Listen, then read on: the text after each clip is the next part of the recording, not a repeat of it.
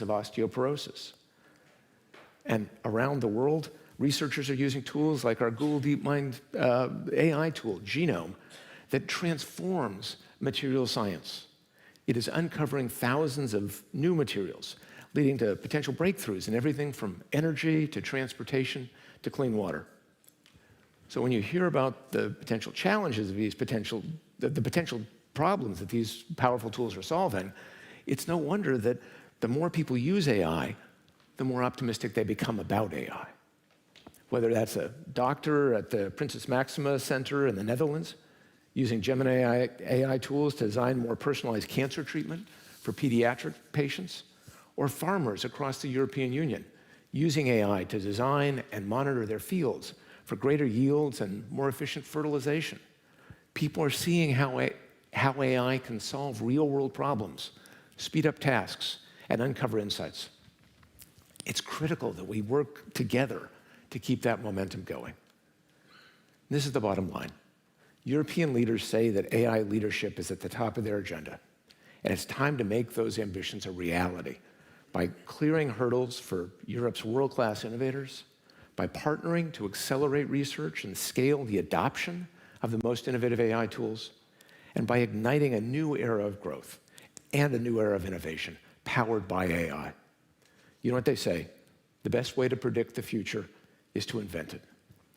So the potential is clear, the tools are ready, and we are committed to partnering to help Europe seize the moment. We look forward to working with all of you. Thank you very much.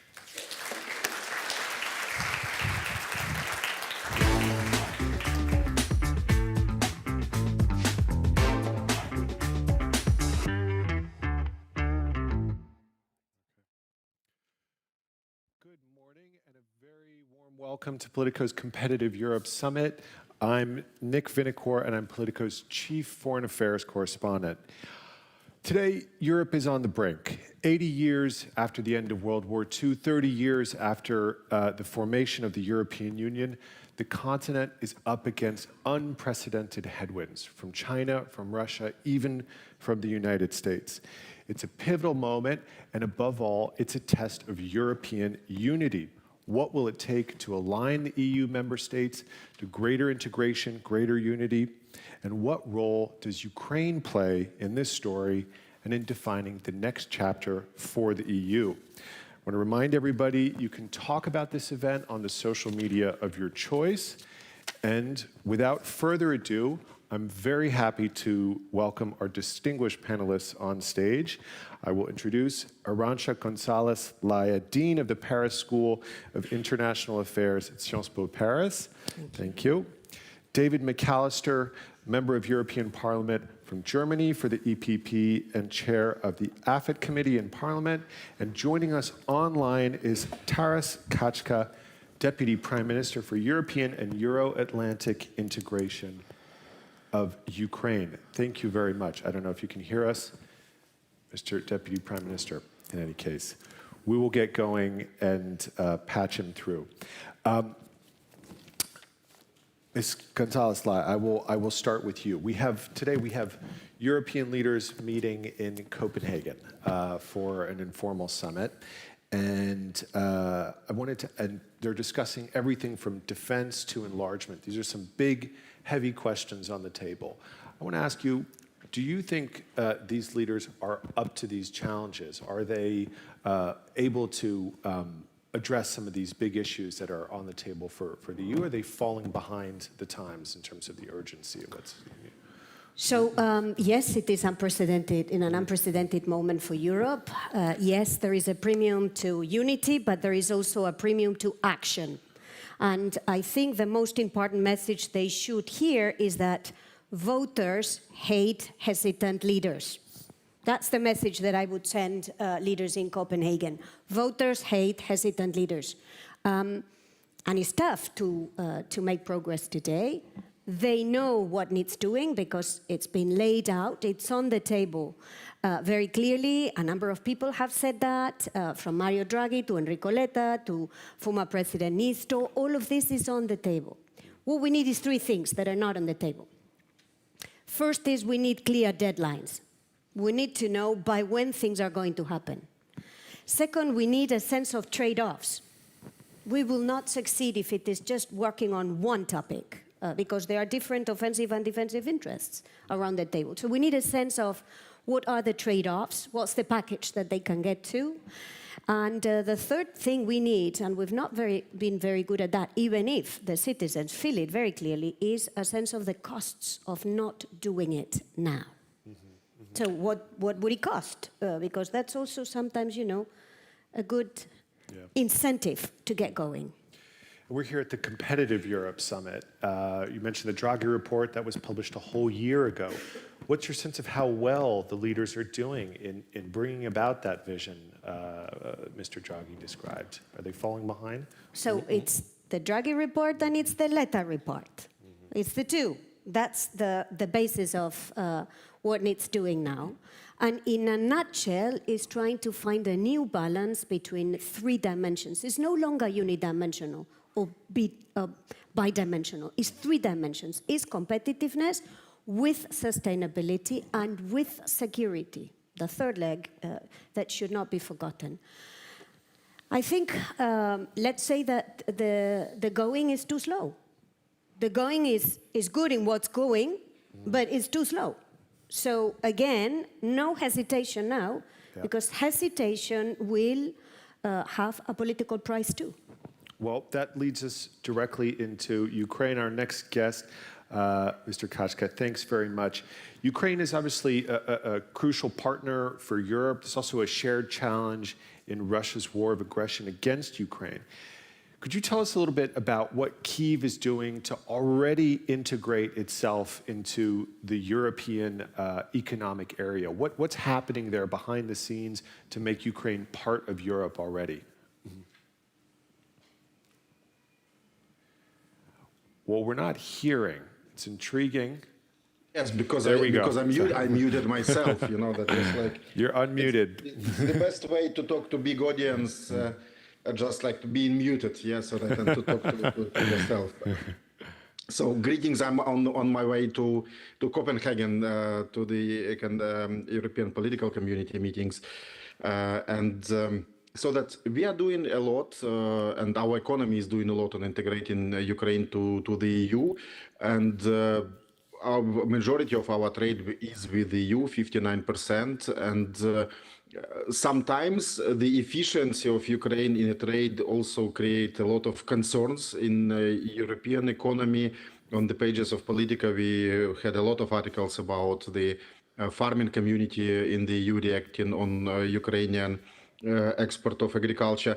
But a part of agriculture, we are also a part of supply chain in steel industry, and steel industry is one of the core element of competitiveness.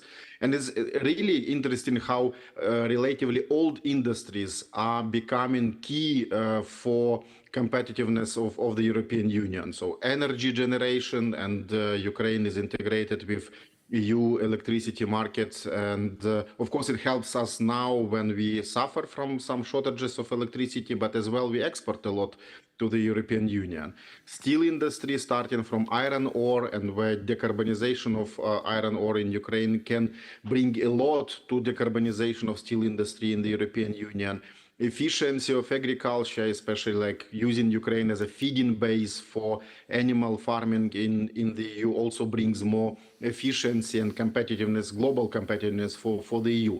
Of course, all these statements are also very related to the fact whether Ukraine is treated as a competitor or partner, and we are on our road to prove and to ensure that we are rather partner and not competitor. And this is also reflected in our trade regime between Ukraine and the European Union. The most recent review of agricultural tariffs are actually accompanied by the additional commitments to apply EU production standards. Majority of them are already applied by Ukrainian farmers. So that's why the general design of Ukrainian integration with the EU is to bring more competitiveness, to bring more competitive advantage to EU economic engine.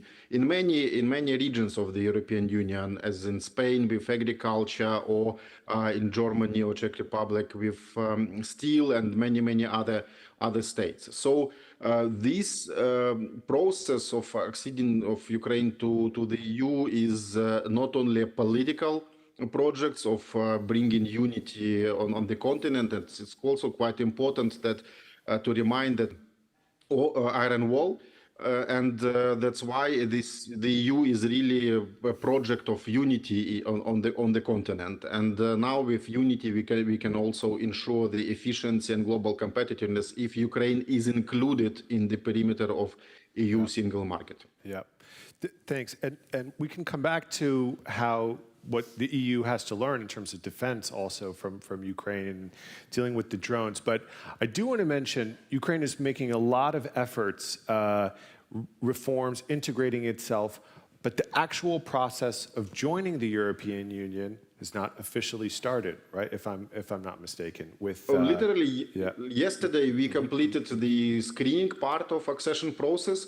Yeah. It is still preparatory part, but very essential part of the process. Now the EU and Ukraine, we know exactly what we need to do. Yeah. And of course we wait for formal opening of clusters where we miss only one voice of Hungary to support the opening of cluster 1. And I hope it will be resolved quite soon. And as well, there are a lot of discussions on how we can continue without any pauses in this process. Right. I do want to give you a chance because there is a proposal on the table in front of the leaders in Copenhagen to change the rules slightly so that you can open your first negotiating cluster. I wonder if you have a message for the leaders in gathering in Copenhagen who you'll be seeing today. Some of them are a bit more skeptical. We had a story this morning. We spoke to some of the member states saying, well, we're reluctant to give up our veto power. What do you want to say to these leaders at this moment about the path to membership in the EU and how important it is to keep? We are not asking to review the classical treaty unanimity on enlargement, and definitely every member state will have its veto, final veto for access of any new state. But we really appreciate the initiative of Antonio Costa on changing from unanimity to QMV within this process. It doesn't mean that some requirements of some member states will be omitted because all member states are working on benchmarks for every candidate state, including Ukraine. But it will bring more efficiency on internal, intermediate process in the accession negotiations. But for us, it is important to be in agreement with every member state on the conditions of accession of Ukraine to the EU. Thanks very much, and we'll come back to some of those questions. David McAllister, thanks for being here. Good seeing you. Now, top issue in Copenhagen is defense. We're talking about how to ramp up Europe's defense capacity, also some questions about how to organize it. I wonder if you can just set the stage for us a little bit in terms of what's at stake for European defense this week, and what are the big challenges we're dealing with right now? Well, I would say the four big challenges for the European Union in this term are competitiveness, climate change, irregular migration, and security and defense. And at the end of this decade, at the end of this term, we need the fully fledged European Defense Union. That means it's mainly the member states who are responsible for their military capabilities. They have to spend more, they have to invest more, they have to work more closely together with other European partners and allies, but the European Union also plays an important role. And the role the European Union has to play is when it comes to defense industry, when it comes to military mobility. This is where the European Union has made a lot of very concrete proposals. And it's a bit like with the Draghi and the letter report. All the reports are there. Everything has been written down. But please, we now have to start the concrete implementation. That is key. And that's why I hope the message of the leaders in Copenhagen will be that we are going to get very serious now on implementing what exactly the Commission has proposed when it comes to defense readiness. That's right, and there was a paper circulated. The Commission has come out and identified a number of projects that we can all do together to bolster our defenses. You might have heard of the drone wall. This is very, very current. But there is a debate there about how we steer these efforts. European countries are going to spend a lot more money. We've committed to 5% GDP, but there is a question of whether the big project should be steered here in Brussels or more the responsibility should be in the capitals. I wonder if you can give us a bit of insight into what's at stake there and maybe what the thinking is in your constituency about these things. Well, first of all, I very much welcome that finally member states have agreed to heavily increase their defense spending. The 3.5% target plus the 1.5%. These are very, very ambitious targets, but they are necessary because the threat by the Russian Federation is very serious. So it's mainly the member states who will decide to buy new battle tanks, ships, fighter planes, whatever. But there are certain projects where I would ask to see for a more European dimension, especially when it comes to the drone war, when it comes to air defense in general, cybersecurity, how to defend our critical infrastructure. These are things which we should work more closely together at European level. Today, the format chosen by Prime Minister Frederiksen, I think is a very intelligent one. Bring the leaders into a small room with not much staff, just the leaders, and don't put them under time pressure. Have an open debate. And in the end, there are two philosophies, as you mentioned. Either these projects, especially the air defense shield, will be led by the Commission, or it will be led by the member states.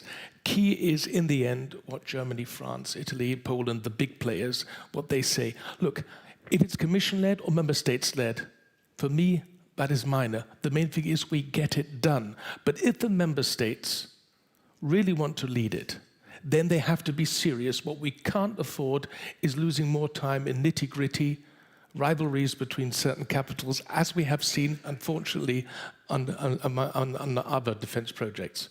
Quite right.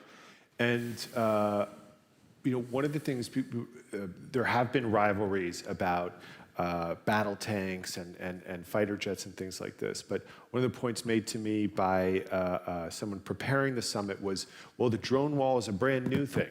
It doesn't exist before, so this is something where we could get started as Europeans and sort of start out from nothing. Mr. Kausler, I want to ask you for a bit of insight into Germany. Not always totally transparent for those of us outside Germany. There's been a massive mindset change on spending, on defense, and on investment. I want to ask you to tell us a little bit about that, but also ask you, does this also extend to Europe? The thinking, does it extend to, take place in a European context that Germany also wants to push ahead with integration and unity on these big challenges? Well, there's obviously been a change in mindset in Germany. It took my country quite a while to realize how serious the situation is. Perhaps we missed some urgent wake-up calls, but now Germany is fully committed to increasing defense spending. We've seen these historic decisions taken by the former German Bundestag, 500 billion euro additional investment in our security and defense. That is unprecedented, and this will change the face of the German armed forces with our target to become the strongest conventional army in Europe, as Friedrich Merz has pointed out. The German approach has always been, there are three dimensions of European cooperation. The one is, what are the member states doing within the framework of NATO? Then we have the bilateral, trilateral cooperation among some member states, and then we have the dimension of the European Union. And that's why Germany will play a very active role. I think the position of the German government can be summed up in one sentence. We want to remain transatlantic, but we will need to become much more European in the next years. And I think we have to take the reports of our security services extremely seriously that the Russian Federation will have the capabilities of testing a European NATO ally by the end of this decade. That means we only have a few years left. And that's why it's so crucially important, not only that we spend more, not only that we invest more, but we need to do it in an intelligent way. And an intelligent way, from my point of view, means much closer European cooperation and to continue, and I'm addressing the Deputy Prime Minister of Ukraine, to continue the incredibly brave women and men in Ukraine who are not only defending their own country, their own territorial sovereignty and integrity, but they are defending the European peace and security architecture, and they are giving us the time by trying to stop Mr. Putin, and they will stop Mr. Putin, but we are ready to deter in a better way by the end of this decade. Thanks. I'll go back to, I think our Deputy Prime Minister has gotten an important phone call, so I will we'll pivot to something else for the time being. But there is some very interesting concrete cooperation going on between Denmark, among others, and Ukraine. And they also have a great deal of expertise to teach us. But coming back to you, Arantxa, I want to ask, what are some of the barriers that we still need to knock down in the European Union? We talk about a defense union. We talk about a single market. When you look at the work that's still to be done, you said we need to go faster. Where are you putting your spotlight right now? What do you think are the sort of immediate challenges? We talked about defense union. Perhaps there are other areas that we need to address right away. Yeah, to answer your question, I mean, first on defense, I very much agree with David. It's important to remember this is not just about throwing money on the table. Spending money and investing in defense will be very important, as it will be to spend it more efficiently than we do today, and for that we need maybe a bit more European Commission helping oil the integration from an industrial point of view of that market, which is a very specific market, and it would be important to invest as Europeans. And in this, probably not only as European Union, but also as Europe, including with Ukraine, including with the UK, including with Norway, including with Turkey, with partners that are going to be, from their different angle, contributing to the innovation in the defense and security industry in our continent. In addition to this, in my view, there is two very important areas to, in a way, build the resilience of Europe. One is energy, because energy is at the core of the competitiveness of the European industry. And on this, I think it's pretty clear what we need to do. And I would say it's pretty low-hanging fruit, which is building the European Energy Union. We now know that the mix that we can have to go to decarbonation can be different in every member state, but integrating energy markets, lowering the cost of energy in the EU, I come from a country that has shown it can be done. Mm-hmm. It's a country where the cost of energy is 20-30% below the average of the EU. It can be done. So let's do this at the European scale. The second one is capital markets. Mm-hmm. We speak and we talk a lot about that, but this is an area where having the European savings to invest in European priorities would be essential. And on this one, maybe the 28th regime that is being talked about, that is on the table, may be able to give us a bit of a help. I want to bring up one challenge, which seems to be a lot of these things you're talking about, capital markets union, talking about the defense union. We're touching up on questions of sovereignty, because countries are either defending a financial market or defending a homegrown defense industry or defending things like this. This is why it's so challenging and hasn't been done for decades, if I'm not mistaken. So can you tell us a little bit about, are we going to have difficult conversations about the limits of national sovereignty and about giving a little bit more to the European level? Are leaders putting that on the table? Are they being as explicit and clear about that as they should be, about what's at stake here? I'm glad that you put this topic on the table, because it's the topic of what does sovereignty mean in the 21st century? What does sovereignty mean in the European continent? Mm-hmm. Is sovereignty the sovereignty of Luxembourg, of Spain, of Belgium, of Denmark? we have learned the hard way that there is only one sovereign way, and this is the European sovereign way. Now, let me say that the reason why it's taking time is because not everybody within the European continent see it in this way. There is 3 tribes in Europe. There is tribe number 1, and it cuts across our European Union member states, are those that understand the only way is to integrate. There are those who believe the only way forward is to disintegrate, is to go national, behind the border, sovereignists. And today they are a little stronger than they were in the past. We can't do, we have to put up a good fight if we want these tribes to get a better balance.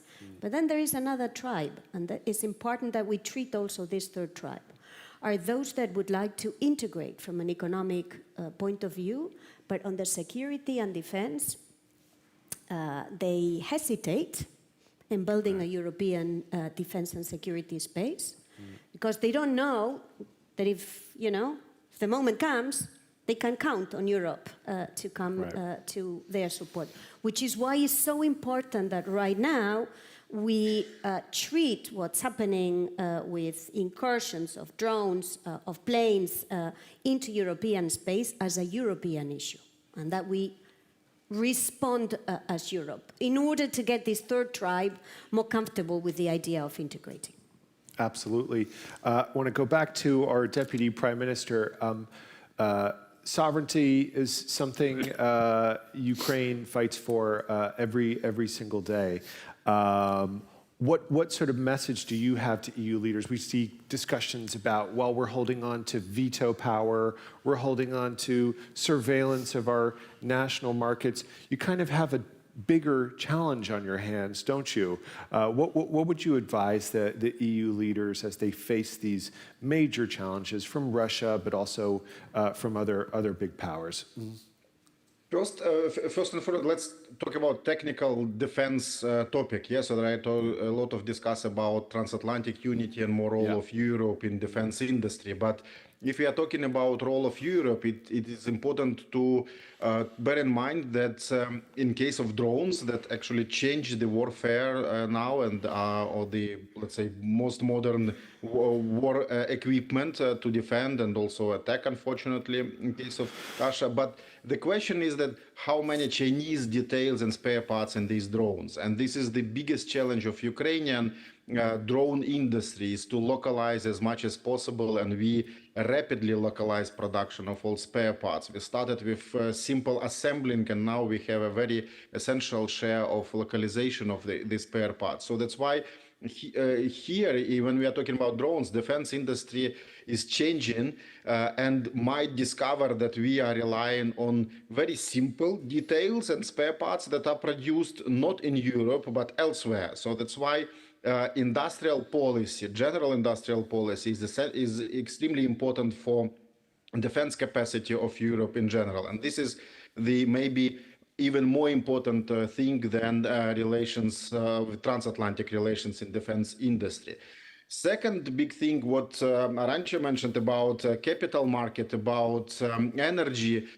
Ukraine would not survive without integration with EU electricity market. The fact that we actually attached our electricity grids to the EU and at the really literally first day of Russian aggression on 24th February 2022 saved us. It is save line for Ukrainian society when Russia starts to destroy our energy system, and we really need some supply, urgent supply, emergency supply of electricity to Ukraine. And the same with capital, so that what we see is the greater role of member states and dialogue with particular member states on providing finances for military support and finances for macrofinancial support.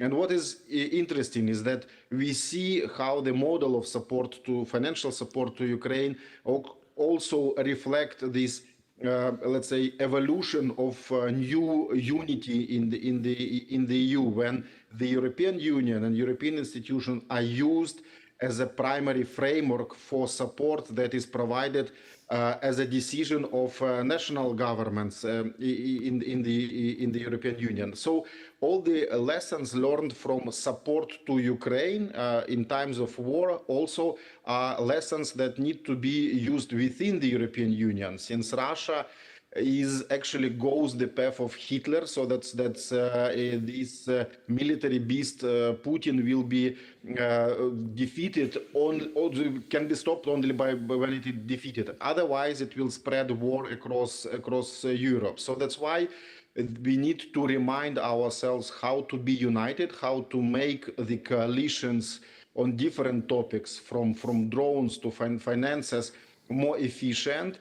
It also needs to. It's also a message for Europe to recast and to critically reassess this mechanism of cooperation between member states themselves and member states and the European Union. It doesn't mean that we need new legal framework, but we rather need to have a new political culture of more solidarity and more careful, more care about each other, about common interest. Of course, sometimes the procedures and rules are really complicated within current circumstances. That's why more flexibility is needed. But what is more important is a political vision on more unity and more integration in all markets and in all areas. Thank you. Thank you. Mr. McAllister, hearing now about the importance of investing in Ukraine. Now, some people describe the support for Ukraine as a kind of zero-sum game where Europe is losing money by helping Ukraine.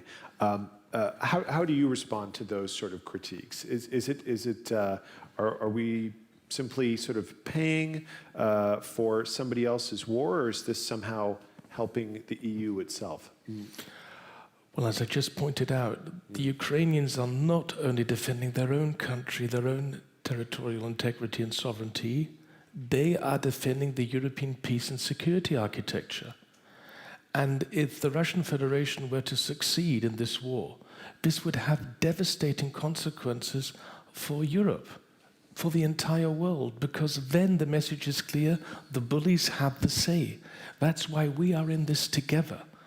And it's about us supporting Ukraine, not only as long as it takes, but whatever it takes to bring Ukraine in a position that the Russian president understands that he cannot succeed in Ukraine, he cannot win this war, and then when Ukraine is in a position to actually be at eye level with Russia, then peace might happen, might come. And that's why investing in Ukraine is so crucially important, economically, financially, and to continue our military support. And of course, now the Americans are withdrawing their financial support. Right. This is another huge burden and challenge for us in Europe, yes, and that's why I very much welcome that today the leaders are again trying to find a flexible solution, how to mobilize the frozen Russian assets. Right. To support Ukraine. This is of crucial importance, and I think more and more people are finally realizing in Europe what a serious threat the Russian Federation is, as long as we have a dictator with a clearly imperialist agenda sitting in the Kremlin. Right. On the frozen assets, I mean, we're seeing some new thinking here, and I believe your chancellor in Germany has voted in favor of using these frozen assets to help Ukraine. Is it really a time for sort of thinking outside the box on a lot of, you hear the same answers over and over again on frozen assets, on enlargement and things like that. David McAllister, do you think it's time to really start thinking outside the box in Europe? I attended the Foreign Affairs ministers' meeting in the informal format in Copenhagen a few weeks ago, and already this was also the debate then. And yes, there are different opinions among member states, but I very much welcome this new proposal by the Commission. I think this is already thinking out of the box. The Commission has really tried to work hard to find a solution, and Chancellor Merz, for instance, has indicated in general he would be in favor of this Commission proposal, but he has always argued, of course, we need a solid legal basis for all our activities, and of course we need the support of all our member states.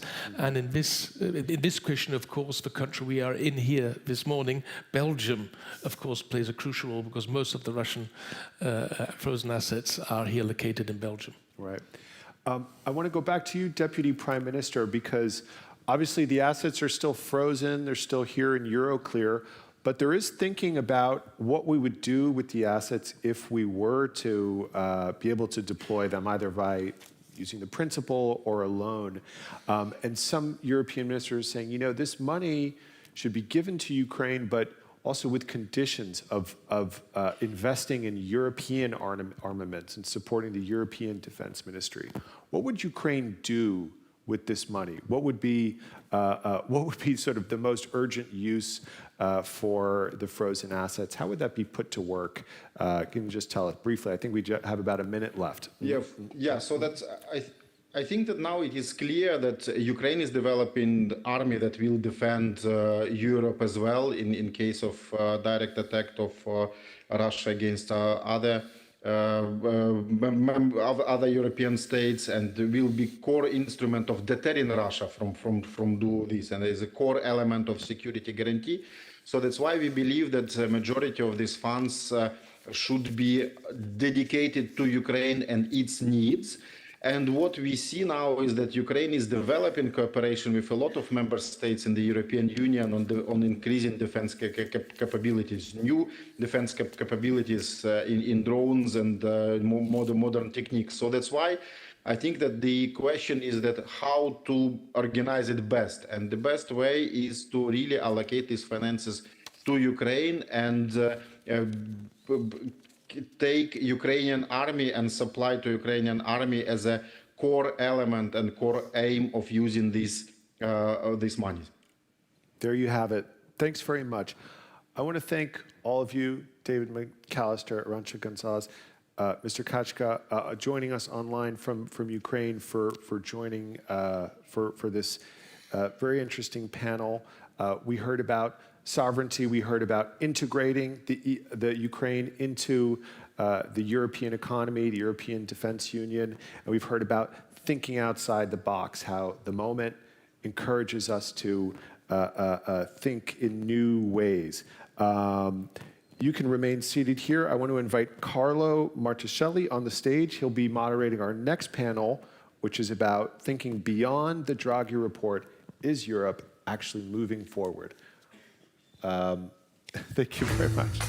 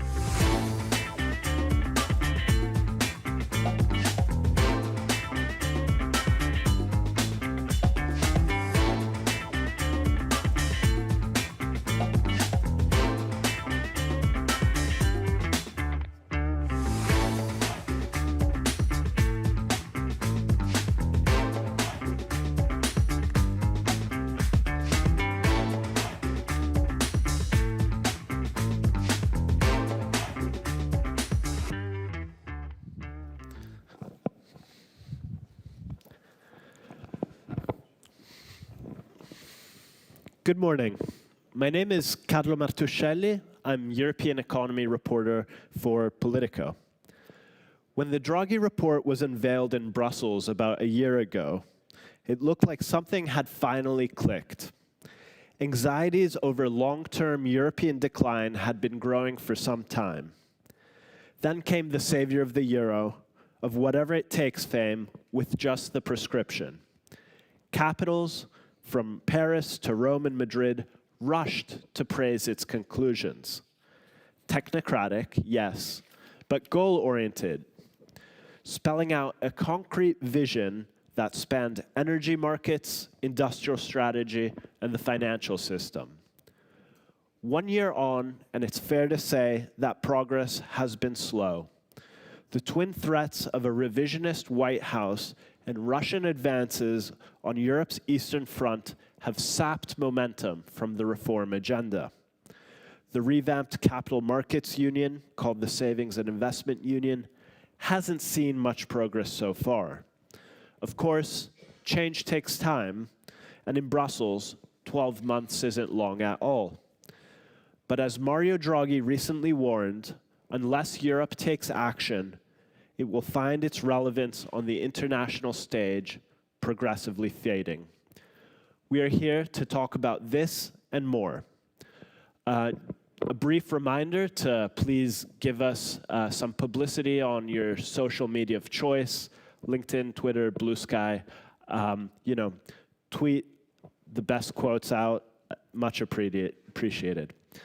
Now, without further ado, I'm delighted to welcome Luis de Guindos, Vice President of the European Central Bank, for a short interview on how the ECB is navigating a world in storm. Mr. Vice President, thanks so much for joining us virtually today.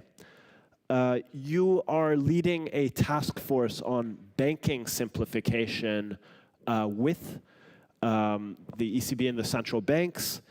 As a first question, I wanted to ask you, why now? Why banking simplification? And how does it connect to the wider capital markets savings union project that the Commission is pushing forward? First of all, good morning. Thank you very much for the invitation. My apologies because I cannot be in person with you because of reasons of force majeure. Why simplification now?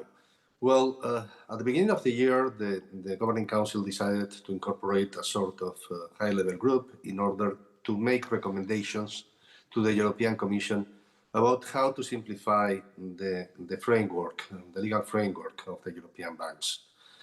And it covered three main areas. The first one was the capital stack and the regulation.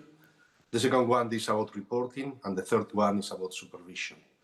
Simultaneously, some red lines were set up. The most important one is that the capital ratios of the European banks should not be reduced. Solvency is paramount. Solvency is key, and I think that this is one of the main advantages, in terms of the position of the European banking industry in comparison with other legislations. And simultaneously, that simplification does not mean deregulation. In the meantime, we have started to make progress in order to define the recommendations that we have to make to the legislators, mainly to the European Commission. And we have reached some preliminary conclusions, for instance, with respect to the capital stack and the regulation. Now, for instance, the number of capital buffers of the European banks is above 10. It's very complicated. It's a complex issue. It creates difficulties in terms of understanding for investors. And this is something that we want to reduce. And we will make a clear recommendation in that regard. Another recommendation will be about proportionality, how to deal with the smaller banks and how they can have a different regulatory framework that facilitates the way forward and how we deal and how we supervise small banks. And finally, there are other areas, for instance, like the stress testing. On reporting, the proposal is very simple.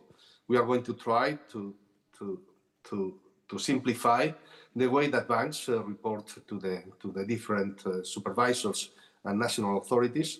We are going to recommend a single integrated channel for reporting. And finally, a common platform in order to share all the information. And finally, supervision. And this is, very rapidly the main highlights that I can tell you about, this group. Perfect. I'm a central banking reporter, among other things, so I would be remiss if I didn't ask you at least one question about the macroeconomic environment and interest rates. You recently said that the current level of interest rates are adequate, and your ECB colleague Philip Lane said that inflation is unlikely to return to the lows seen before the pandemic. So I wanted to ask you, Vice President, how many interest rate cuts would you expect the ECB to go ahead with in the next 12 months? Well, this is the $1 million question, no? But my response is very simple. It will depend on the data. We have been crystal clear in that respect. There is a lot of uncertainty around geopolitics, the evolution of agreements, these kind of things. And I think that we have to be prudent. That's the approach. No? But let me say something now. The present level of interest rates is the correct one, according to the main parameters that we use in order to assess our monetary policy stance. The first one is the evolution of inflation. The second one is the evolution of our projections. And finally, the transmission of monetary policy. And according to these three components, three elements, our monetary policy stance now is in a good place, as President Lagarde has indicated recently. And we believe that the level of interest rates is the correct one. Okay, perfect. And I wanted to ask you a last question before I welcome the rest of the panel, which is on non-bank financial institutions, which I know is a topic you've addressed in the past. Currently, we've seen some tremors in the financial markets linked to U.S. shutdown, a possible U.S. shutdown in Washington. There's been this move into gold. I mean, there's always something's moving in the market. I don't want to say that there's anything particularly worrying in this moment, but do you think NBFIs could be the next weakest link in the financial markets? I mean, is this an area we should be particularly paying attention to? And I'm thinking here in particular about interlinkages between European NBFIs and the US market, treasuries, and so on. Now, this is a good question. You are totally right. First of all, the growth of non-banks, they have been gaining market share, not only in the US, but as well in Europe. So the relevance of non-banks is growing. Secondly, the liaisons, the links between banks and non-banks are quite obvious. In the case of non-banks, here, supervision is lighter than the case of the banks. Secondly, leverage is very high, and there are some liquidity mismatches. So it could be a source of, let's say, potential corrections in markets. We have to bear in mind simultaneously that valuations in markets are very high. If you look at the risk premium, both in equity markets and in fixed income securities, is very, very, very, very thin. Markets are taking a lot of risk. They are discounting, a very benign scenario in the near future that if it does not become real, it could give rise to an important correction that could be amplified by, the situation and, the investments and the investment strategy of non-banks.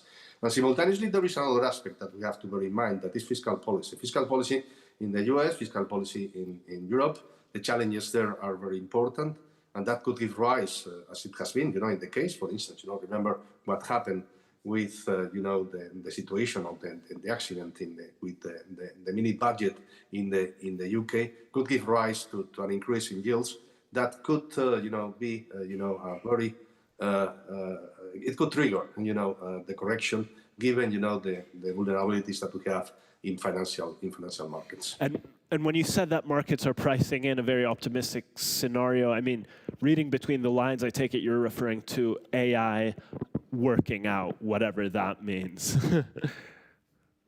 Well, AI now, is is something that is quite common. You cannot have a conference without talking about AI. Sometimes I think that we do not fully understand the potential implications. I think that it's going to have some advantages, but there are some risks simultaneously. But let me say something now. If you look at the discussion that we have in Europe about independence, one of the elements that we regard closely is that, many of the, for instance, cloud suppliers are not European. My concern is that perhaps, in 3-4 years, we will be in a similar situation with respect to AI. So if we want to become independent, I think that investment in AI in Europe is, one of the main priorities. And this perhaps, links to the main theme of the conference that we are having now. Perfect. Well, thank you so much for so graciously connecting the question to the wider topic. I now want to welcome the rest of the panel to join us on stage. So please, thanks so much. Hi. Hi. Good morning. Hi. Good morning. Hi. Good to see you.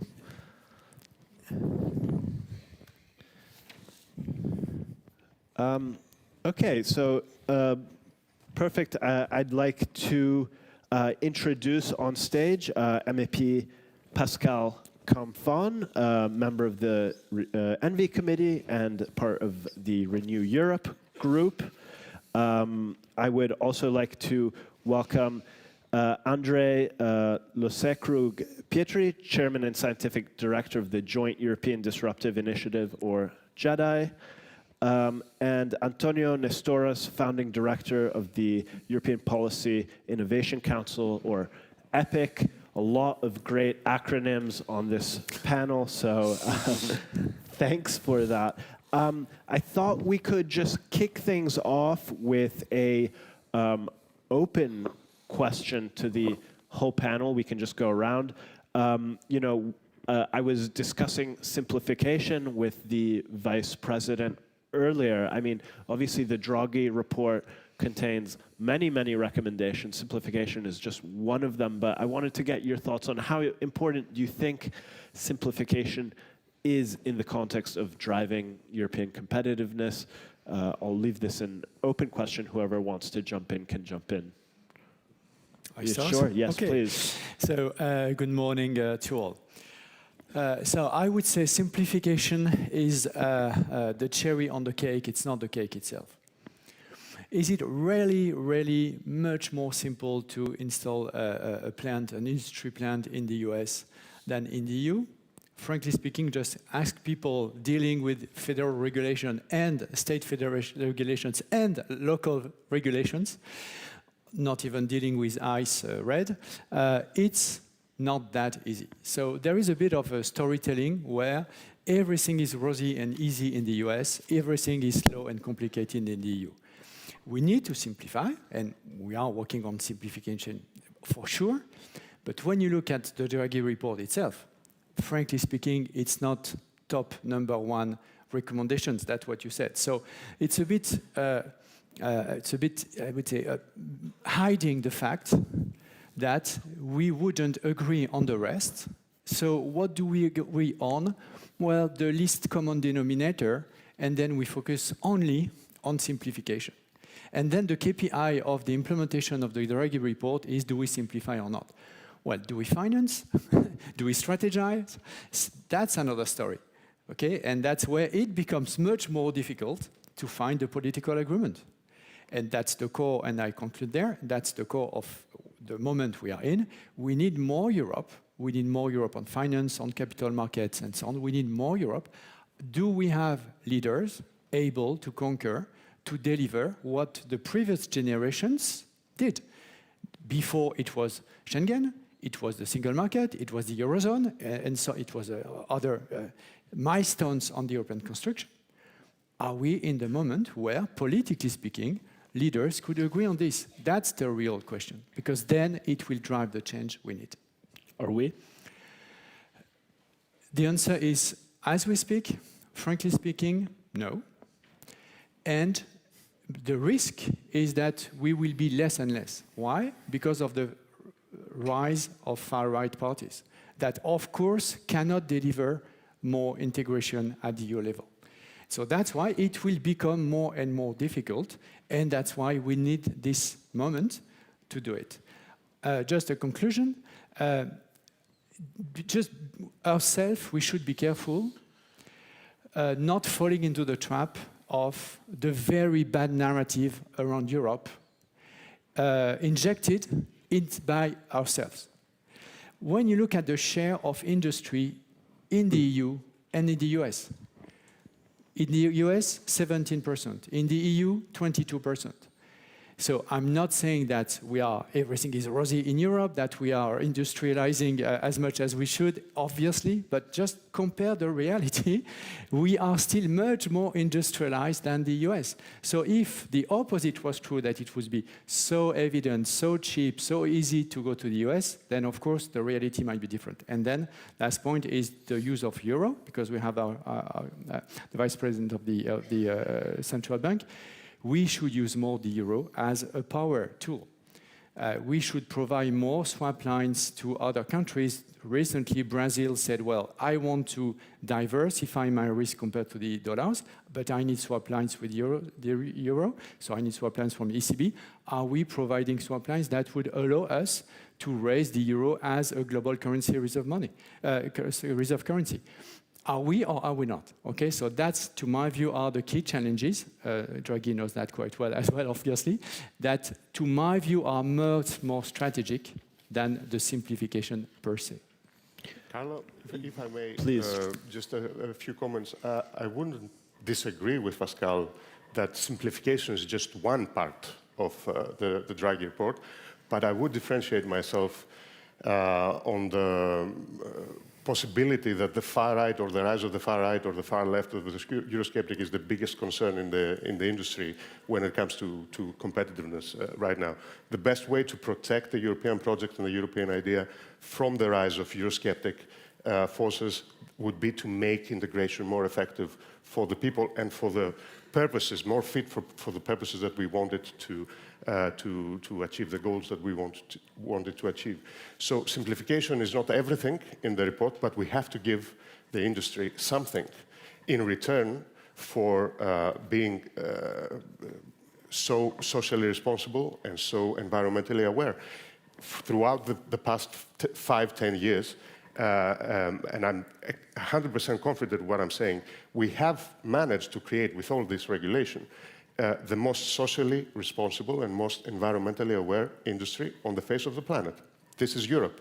European products are the most sustainable and the fairest products in the world, right? So we have to give them something, at least to support them, if not with reporting and simplification, with exports and with being more competitive towards the global competitors of Europe. So if we make that possible, if that is something that Europe achieves and is effective in, then I don't believe that the concern of the far right or the far left would be, so disruptive for European politics and the European industry. Maybe, good morning, everybody. A slight parallel comment on that. We talk simplification, but actually, it's like when you talk about politicians, you need to talk to the heart and to the mind. To the mind, simplification is actually, a lot of the Draghi report is about scale. It's the unified market because you need the scale. It's scale for technology or research investment. It's scale if you want to be a geopolitical power. It's scale if you want to if you want integrated and really military power. And the other thing, talking to the hearts, is more results. Because simplification means also that the people understand it has an impact. And there, I agree with you, where China for the last 25 years has been fantastic. It's this self-fulfilling prophecy of announcing, at one point even the Chinese government was even announcing that the stock market would go up, which created investors to come in, and the stock market ended. They created factories for clients that they did not have. The clients thought the factories were already there. So this is this self-fulfilling prophecy. And when you look at some characteristic of the US administration, it has a similar thing. And on that one, let me tell you, I mean, we are here to talk about the Draghi report. I think the Draghi report is just, for me, the symbol of the fact that the current system as we have is not working anymore, be it on the heart or on the mind. And I don't want to add to the pessimism. It's more a call for action. But no, I disagree on the fact on industry. I mean, we lost 30% GDP per capita. So it's not just about the big pictures, per capita in the last 20 years to the US. So no, our economic system, with all due respect for the European Central Bank, which is doing a great job, but they have only part of the solution, is not delivering. I just came back 3 days from Ukraine, and I must say I'm still a bit, it's probably a bit too early to draw conclusions, but I hear all these leaders talking about we are absolutely not ready. I mean, the fact that we use $40 million or euro, it should be $1 million euro question, Mr. Vice President, not $1 million question, to shoot down 19 drones that cost individually $30,000 is a massive military failure. I would even argue that the famous 5% that, of course, many of the countries will not achieve, my country first, France, because of budgetary constraints, is actually an incentive, talking about things that don't work, to actually, we have burning money, we need to deploy it, and currently we are deploying it in equipment that is the war of yesterday. When you talk to the Ukrainians, they tell you it's a totally different thing.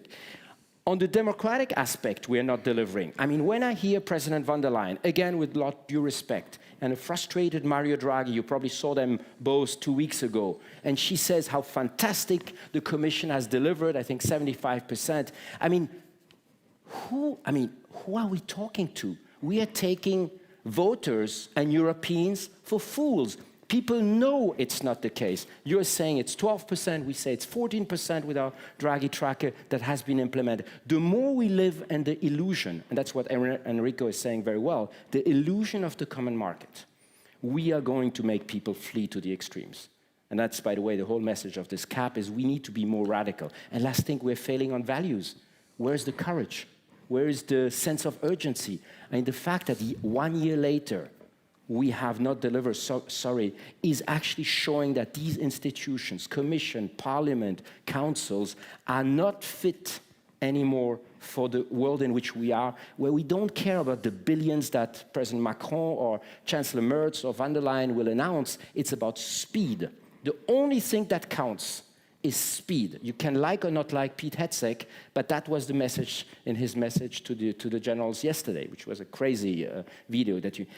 We need to change if we want to keep the European idea. If we want to have a green sense of hope, we need to change. Otherwise, in a couple of years, we will have Eurosceptics everywhere because they see it's not delivering. So I think Draghi is an example.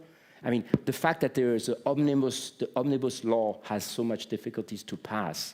I mean, I don't know how many commissions have been set up to implement the Draghi report. Does anybody realize the crazy paradox of that?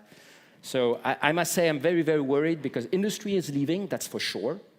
And if we don't act not in months, but in weeks and days, I think the European idea is a dead idea in a couple of years. I wanted to pick up on that point about scale because it's something I noticed in the Draghi report as well. It seems to me that if the US growth model is based on enormous pools of capital and low regulation, at least in some areas that allows businesses, especially in tech, to launch and scale up very quickly, the Chinese growth model is based on the state basically pouring enormous subsidies to develop high-end manufacturing and maybe suppress household income as well. I mean, my question is, and I think this is something the Draghi report is trying to answer, is what does the European model look like? Is it striking a balance between the US and China? Is it something else entirely? So it's a rather abstract question, but I think it's quite important when discussing the Draghi report. You know, what does European growth, technological development scale, you know, continental scale, because we are talking about a continent. What does that look like? I'll put the question to the panel again, whoever wants to jump in. I can start again, okay? That's, to my view, one much more strategic issue than simplification. Again, I'm not, nobody's against simplification for one good reason, that if you want to reach your goal, it has to be simple. So I am in favor of simplification. For instance, I am negotiator of the 20th regime in the parliament to make sure that when you create a startup and you want to scale, you do not have to recreate 26 other subsidiaries and so on with different regime, blah, blah, blah, blah. So we need to be more simple, that's for sure. But it's one piece of a more strategic agenda. And the risk I see is that it's the tree, and then we discuss only the tree and we forget the rest. And both of you mentioned the scale or the engine behind the growth model and the prosperity model. And then that's why, obviously, financing is key. You cannot finance, you cannot grow if you don't finance. And then you have the two pillars of the Draghi report, and the two pillars are equally important, and that's why we need to depolarize this issue, which is not the case today at the leaders level. Is capital market union, to make it very simple. Of course, we could be much more granular, but to make the private investment flow into European companies more rapidly, more swiftly, more efficiency, and so on, but you know that by heart, to finance innovation. Second, public money with higher rolling over the debt, which is the Draghi proposal, or new something, or a bigger MFF. I mean, then it's about technicalities. Of course, there are implications in various options, but at least we should be able to agree on this part of the Draghi report, financing private and public. And that would make a massive difference. It would make a massive difference also in the perception, as you said, in the storytelling, in the capacity to fulfill our objectives. Because we would know that at least on this key element, we deliver. And it's not the case yet. Mm-hmm. On the public side, just look at the debate we are going to have on the next MFF. And on the private side, under the umbrella of capital market union, and I am a big fan of that, each capital is starting to renegotiate for its insurance companies, for its pension funds, for its banking industries, for the part of the banking, blah, blah, blah. And you know that by heart. And I must say that on this part, I don't see any change. I agree with you. I don't see any change. I don't see any different mindset to say, okay, this time I understand that I need to create a common good, which, okay, if I lose one part of the segment of the market for a French bank, at the end of the day, everybody will be better off. It's not there. It's not there. Can I argue on the fact we always hear that, especially in my country, but I heard that also in Germany, which is my second home country, we need a third way. I would argue that actually the US and China, having lived, when you live 10 years in China, you often say when you stay a day, you write a book, and when you stay longer, you don't really know because it's such a complex country. But there are two characteristics which are actually very similar. There is ultra competition. Look at the telecom industry. We always think, yes, there is this Chinese champion, and so the French want to create their own champions. That's not the case. There was fantastic competition between the ZTE, the Huawei, and once the one emerged from brutal competition, market-driven competition, then they went out. Same in the US is happening right now in AI that we just talked. So that's the competition part is very strong. The role of the state is not putting money like here. I see this dream in Brussels about investing in European champions. Public money in private investments has always ended bad. The public money needs to be focused on topics too risky for the private side. That's what the Chinese are doing at the beginning when they funded massively the battery industry. That's what DARPA, which is our model for my organization, is funding topics, the so-called moonshots, which are too risky. But when I see, bureaucrats that love to become investors, this is currently happening with the EIC or things like that, you should kill these things immediately. We are spending money. In France, we have a program called France 2030. The president had the right vision. Let's do priorities. What did we do? 7,500 projects. Horizon Europe, of course, great program. 37,000 projects. How can you have priorities? How can you evaluate? How can you stop what does not work? No, it's spreading money everywhere. So, of course, you have a lot of people who support that. So that's my second point. And the third point is technicality, competence. We need much more competent people within government. We see that, obviously, in China, which is absolutely not the model for me. When you see behind the cloud of what you see at the White House, you have still very competent people at NIH or at the research organizations. When I see what we did, on electric vehicles, where all the industry was saying, right on the moral ground, but you're killing our own industry. We do the same with AI factories. When you talk to AI people, they tell you this additional money is just going to be public procurement with European taxpayer money into NVIDIA. I mean, we need to call that as a huge scandal, and we need to focus on the real priorities and create the future and not try to always catch up with the others. So that would be my comparison. I don't think we need a new model. We need to do what works in the world of today. I wanted to pick up the point on financing and scale and ask the Vice President, one thing that Draghi has often repeated is this need for European joint borrowing. I mean, on the kind of, if we want to call it the demand side, that can help finance, whatever industrial projects, infrastructure, et cetera, But I think maybe even more importantly, he's looking at the supply side, which is creating a pool of European safe assets, something that can rival the US Treasury market. I mean, I think now with the recovery fund, the European joint borrowing outstanding, let's say EU joint bond pool is at around $500 billion, if I'm not mistaken, double check that number. US Treasury market is at, I think, 27 trillion. So that's a 50 times difference, more actually. So I wanted to ask you, Vice President, where did you stand on this issue? I know there was a paper that proposed, rather than doing more joint borrowing, mutualization of existing European debt as well. So if you had thoughts on that. Well, I think that this is an important point. Let me say something. We are, dedicating a lot of attention to the Draghi report, and I think that it deserves that attention. But we cannot overlook the Letta report. I think that the Letta report is key, in the sense that it focuses on the single market, and the single market. I think that is going to be crucial for the capital market union.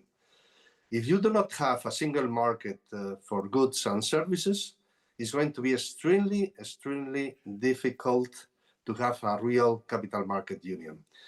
And, with respect to the capital market union, we have a lot of talk and very little delivery.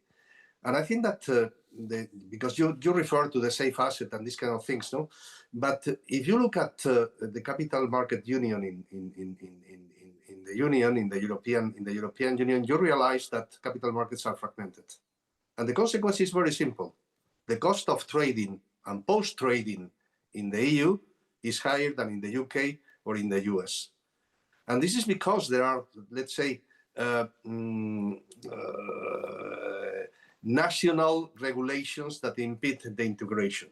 So I think that in order to have a real capital market, we need two things. The first one is to make progress in the single market, and secondly, to start to eliminate national discretions, national regulations that impede to have a real capital market union in Europe, with costs similar to the ones that you have in the US or in the UK.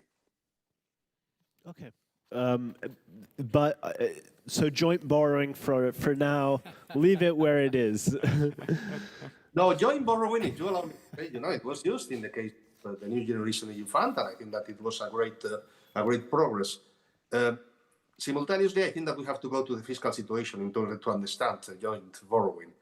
The fiscal situation now in Europe, the average fiscal deficit is around 3%. the public debt ratio is 90%. It's much better than in the US. But simultaneously, we have to increase, and this was part of the previous panel, we have to increase defense spending. And we have to increase from 2% of GDP to 3.5. How are we going to do this 1.5? I think that without, let's say, a common funding instrument similar to the New Generation EU Fund, I think that is going to be very difficult, and it will be almost out of the question to score the circle. Perfect. Okay, thank you, Vice President. Antonius, I did want to get your thoughts on this discussion so far, maybe from a more quantitative perspective, because we've been speaking a lot, in political terms or in, technical terms about what Europe is doing wrong. But when you went to look at the implementation of the Draghi report in a kind of quantitative way, what did you find? And, are we doing as badly as maybe it feels? Well, I think we all agree that the progress is very slow. That's sort of a wide consensus. You can look at it as the perennial question of whether the glass is half full or half empty. But what we did with the evaluation, the panel expert, and the Draghi Observatory Implementation Index, the famous by now 11%, is to just put a number on the thoughts of everyone, including Mario Draghi himself, that there is a lack of urgency. The most urgent and the most important measures that were recommended in the report, especially when it comes to foundational sectors like energy, for example, they were not implemented. So 0% fully implemented in energy, if I remember your report correctly. Exactly. We fully understand the challenges and the complexities of the policymaking environment in Europe. It's multidimensional, a lot of different dynamics and so on. But nevertheless, we cannot close our eyes to what we see. And two more comments for the previous speakers, because you mentioned joint borrowing, although the Vice President avoided to speak about it. I think he said for defense, we needed joint borrowing, if I interpreted it. It also needed for the full implementation of the Draghi report. Let me be absolutely clear. If we're talking about the implementation of the Draghi report, it cannot be implemented without joint borrowing. And that's a main controversial aspect of the report, which not everybody likes. We have to also understand that. Chancellor Friedrich Merz, for one. Yes, it is controversial. Changing the state aid rules is also another controversial aspect. We cannot have affordable energy under the current circumstances without changing the state aid rules. So on and so forth. There are different controversial aspects of the report. But nevertheless, the report is not the usual Brussels ritual where you just have something published and then discussed and then forgotten, because it was, it was commissioned by the EU, it was endorsed on the highest level by the President herself, it was written into the mission letters, it was written by the hero of the savior of Euro. So we're talking about a complete political program.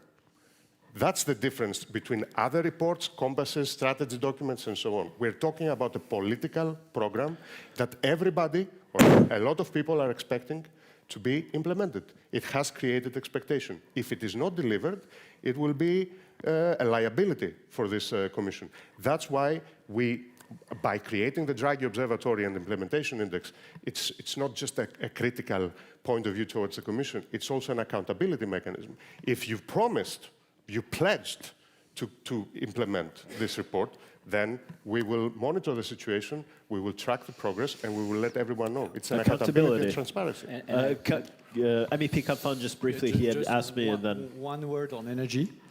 When you ask companies what is the most important factor for location, or scale or reinvestment, it's energy price. Yeah, it's not regulation, it's energy. Exactly, fine. Not even taxation. That's very important, it's energy price. What are we doing as a whole, as EU, to reduce energy price close to zero? And it's high time that we create, like we did for the Eurozone, maybe not all the countries will be in, but a really integrated electric system, power generation, distribution, network, blah, blah, blah, system, where we collectively decrease the cost and we take advantage of nuclear from France, from renewables from Spain, and so on. And instead of putting obstacles everywhere, including from my country, of course, we create a real integrated energy single market that will decrease price. Let's do so. Let's do so. Where is the conversation? Where is the political will? That's a really, really challenging issue. Well, you could say, where's the political will for I think the Vice President totally spot on when he says Letta is probably even more important than Draghi. Look at this capital market union. The Germans want it, the French want it, but when Commerzbank, which used to be a rotten bank and which is not that great, is now acquired, or tentatively acquired by Italians, suddenly it becomes sovereign. It would be the same, I'm sure, for Société Générale, which is probably the first that will fall because it's the weakest from the big French banks. I remind you that Santander and BNP are 7 times less valued than JP Morgan. So we are hitting ourselves in the foot, and here the member states and their regulator, the banking regulator, have a major responsibility. Second thing on energy, I make a comparison which has some importance. 80%, the revenues from the Russian shadow fleet on oil is 80% of the Russian war efforts. So energy matters. And it seems that it was a tanker that actually was used to send drones over Copenhagen. I mean, where is the action here? Our citizens are watching. And last point that is probably a bit controversial is I think we keep talking about the billions. Let's not forget we have half of the budget of the US military, all 27 together, with the UK, and we have probably 10% of the real capabilities. So it's not a question of billions. It's a question that it's totally inefficiently managed. I would argue it's the same for research. We put 95 billion in Horizon programs, but it's, as I mentioned before, totally spread with little impact, maybe except pockets like ERC. But we have bureaucratized that. So I think somebody would have wanted to paint a target on the back of Mario Draghi. He would have focused on the famous 800 billion, because then, of course, everybody would say, oh, joint borrowing. Let's first already do the hard work of simplifying. I don't see any will of simplification here.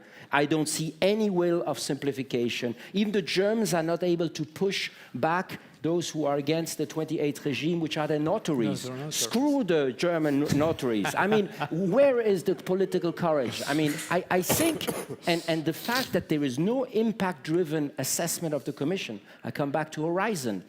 The ones who do a half-life impact evaluation of Horizon program is a so-called independent commission named by DG RTD. Of course, they are super independent. We need to do more of these trackers. Civil society needs to step up and put politicians, frankly speaking, I see some people from business here, a CEO that would have implemented 12% of a plan that is called existential would have been fired by now.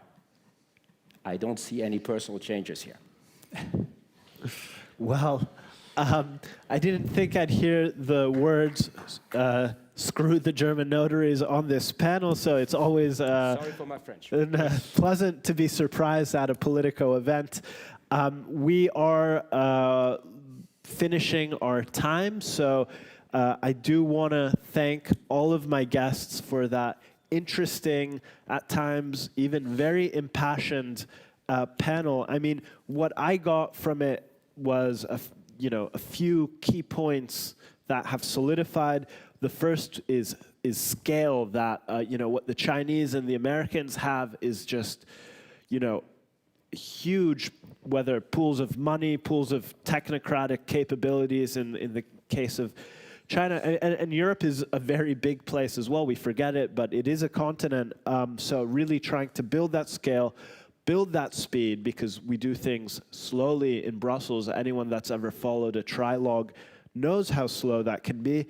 And finally, this point on simplification / I'd also say concentration, to take that scale and to use it methodically, to apply it at the choke points, and to really drive through change. And maybe really then the final point is a political point, which is what makes me most pessimistic about everything we discussed today, is that at the end the problems are always political. I mean, if money is spread out in 36,000 buckets, there's political reasons for that, right? That competing interests have to please their stakeholders.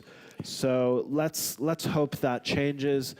Thanks again, everyone, for that really, really good panel. Everyone in the room, please stay seated because we're going to have our Laura Greenhall on stage moderating the next interview with our partner, Revolut. Thanks so much. And thank you.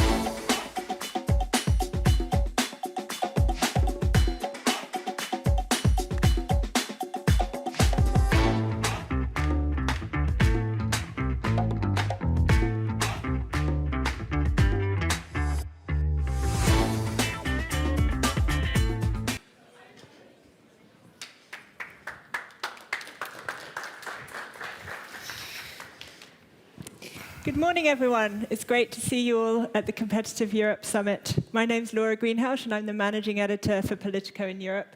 And just a brief reminder before we head into the next conversation, the conversation's been really lively in the room so far, so please do make sure you're contributing on all of the social media platforms, and we'd love to hear your thoughts. So I'm delighted to be joined today by two of our Europe leadership from Revolut, the digital bank founded in 2015, for a conversation about Europe's competitiveness in digital services. I think we've heard some really interesting themes so far today, and I'm really excited to dig into what that means for your specific business in Europe. Joining me on stage today, we have Beatrice Cossa-Demergier, the CEO for Western Europe at Revolut. Relatively new to the company. You joined in June, previously at McKinsey, the French Ministry of Finance and BNP Paribas, so a great, long career in finance, but relatively new to the company. And Joe Heenahan, the CEO of Revolut Bank in Europe. You obviously continue to lead Revolut's Lithuanian licensed bank, and you've been at the company since 2019.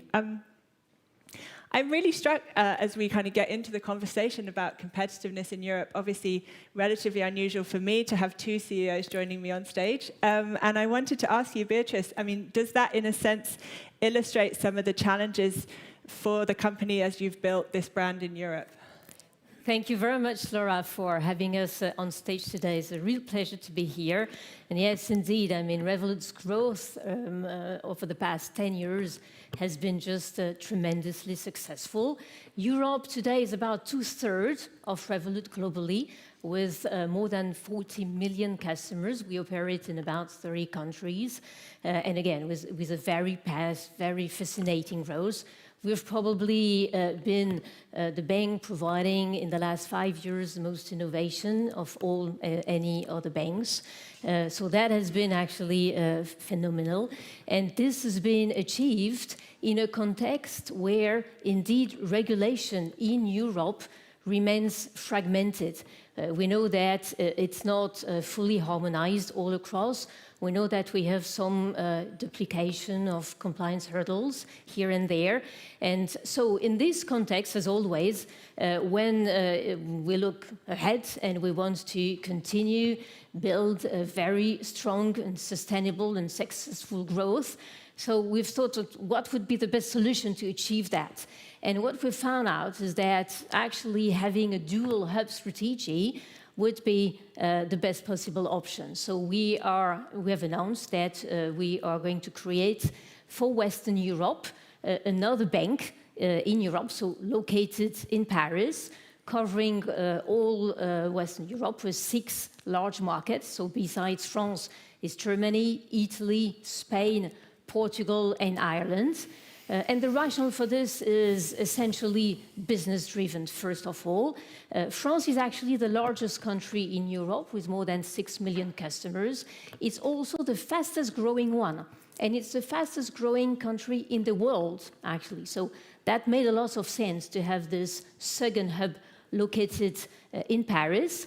And then when you look at what Revolut is and what our strategy has always been, is to be a global player, but also with local roots. And so what we want is to leverage innovation for localization. So we want to be even more local, proposing for local customers in all of these geographies, even more local financial services, innovation, and specificities. What we also want to achieve, actually, is to leverage the fantastic talent pool that we have in Western Europe.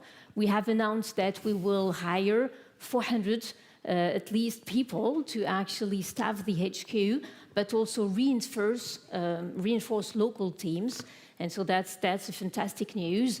And last but not least, for the audience in this room, it's of course essential to increase our interactions with local regulators, with local policymakers, with local ecosystems. So this is absolutely key, and I guess no one here will say otherwise. So just jumping off one of the points you made to bring Joe into the conversation, I mean, you mentioned the fragmented market. I mean, Joe, I wanted to ask you, in your time at the company and with your experience, do you feel like the EU has done enough to encourage the kind of cross-border banking, digital services, and also, I mean, throwing it forward, what would you like to see policymakers do differently? Thanks, Laura. I'm delighted to be here. I would say, we talk a lot in the last year about things that we don't have in Europe and our productivity gap with these important reports, the Letta and Draghi reports, and the need or the expectation that for the size of the European economy, we should be producing maybe more global champions, more global scale companies. So I think it's well recognized now that we are not doing enough. We need to do more. We caught the tail end of the last panel. There should be a sense of that Europe is almost in crisis mode. Certainly that there's existential threats, and the world is rapidly changing around us and accelerating in that regard this year. So I definitely think there's more that policymakers can do.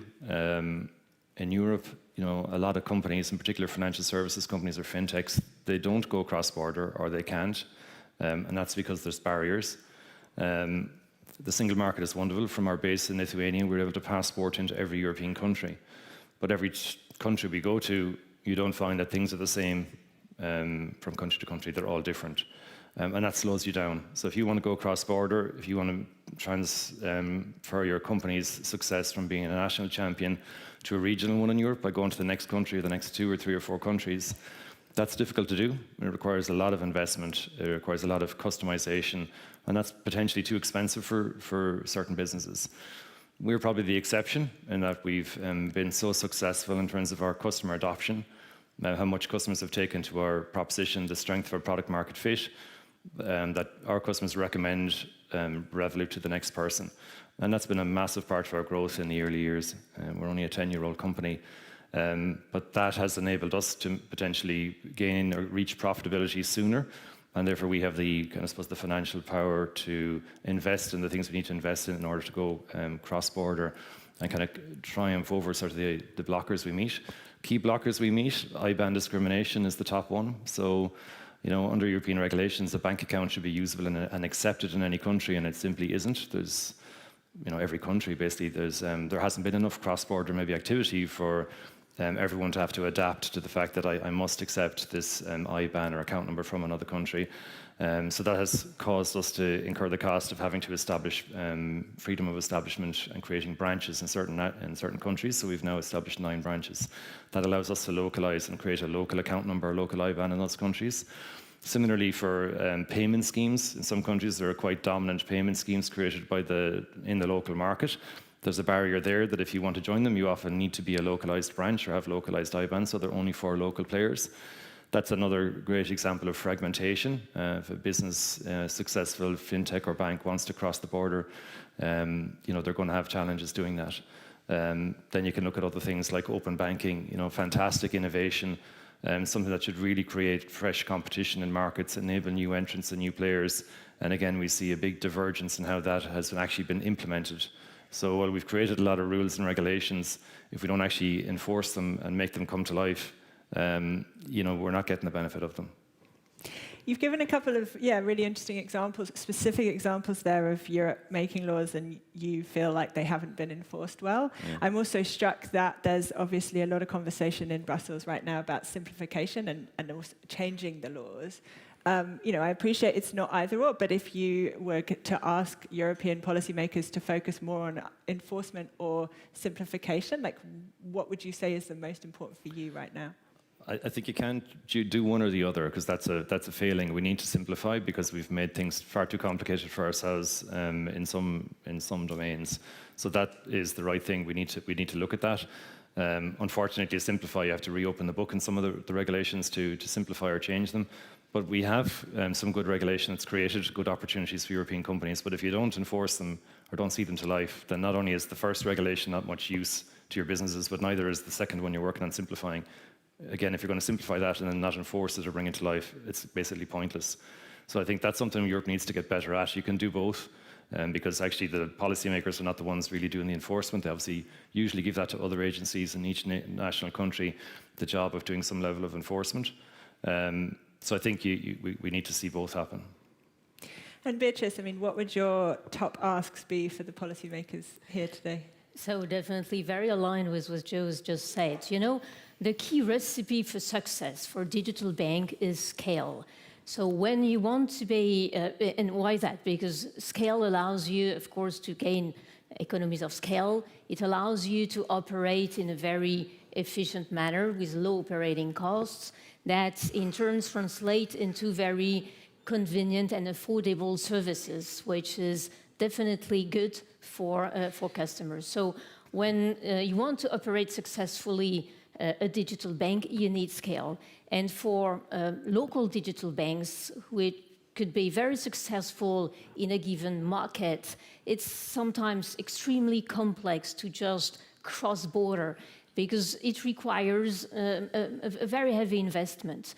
Investment in money, investment in resources, investment in better understanding the regulation, which actually is different. And sometimes it's probably not different, but it's not enforced the same way.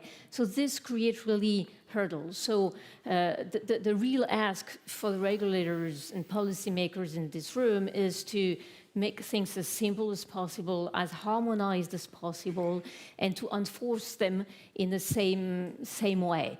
So this will definitely foster innovation, this will foster competitiveness, this will allow players like us to actually bring to market better product, better innovation for customers.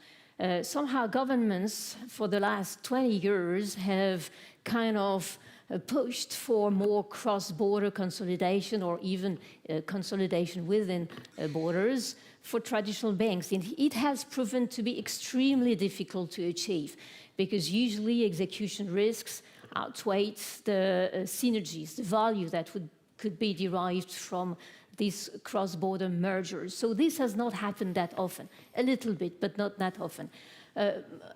We are actually a truly pan-European player. We are the first one to be extremely, this is our DNA, to be digital and pan-European. We don't have this legacy to deal with. So allowing players like us to actually operate in a seamless manner all across border is what will allow us to innovate even better and to provide to all customers in Europe very convenient, innovative, and affordable products. So this is really the path that we should follow. Laura, I might add one. if it's okay. Yeah, please. I think one of the issues we've seen grow across Europe since the pandemic has been fraud and criminal activity moving to online channels. So because we operate across every European country, we can see how those trends are developing.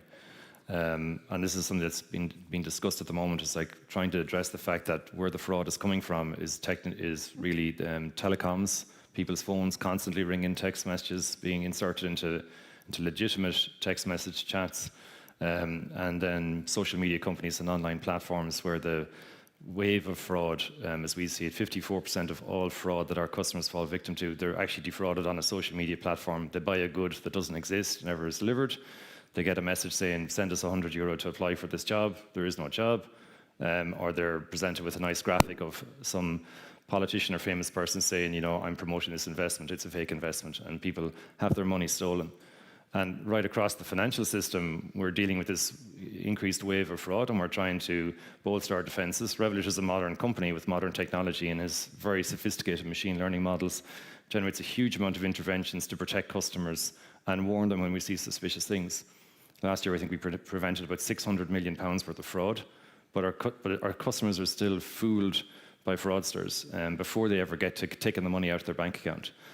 So that's something that we really need to see Europe step up and address in terms of like where the liability for these fraud costs should lie, not really just in financial services, but at where the fraud and the criminal activity is happening, which is typically and to a great extent on social media platforms, as well as on telecommunications channels. That's something that we have to tackle. It's just going to keep getting worse otherwise. As long as criminals continue to succeed, they will pour more of their resources, more gangs will target our citizens in this way.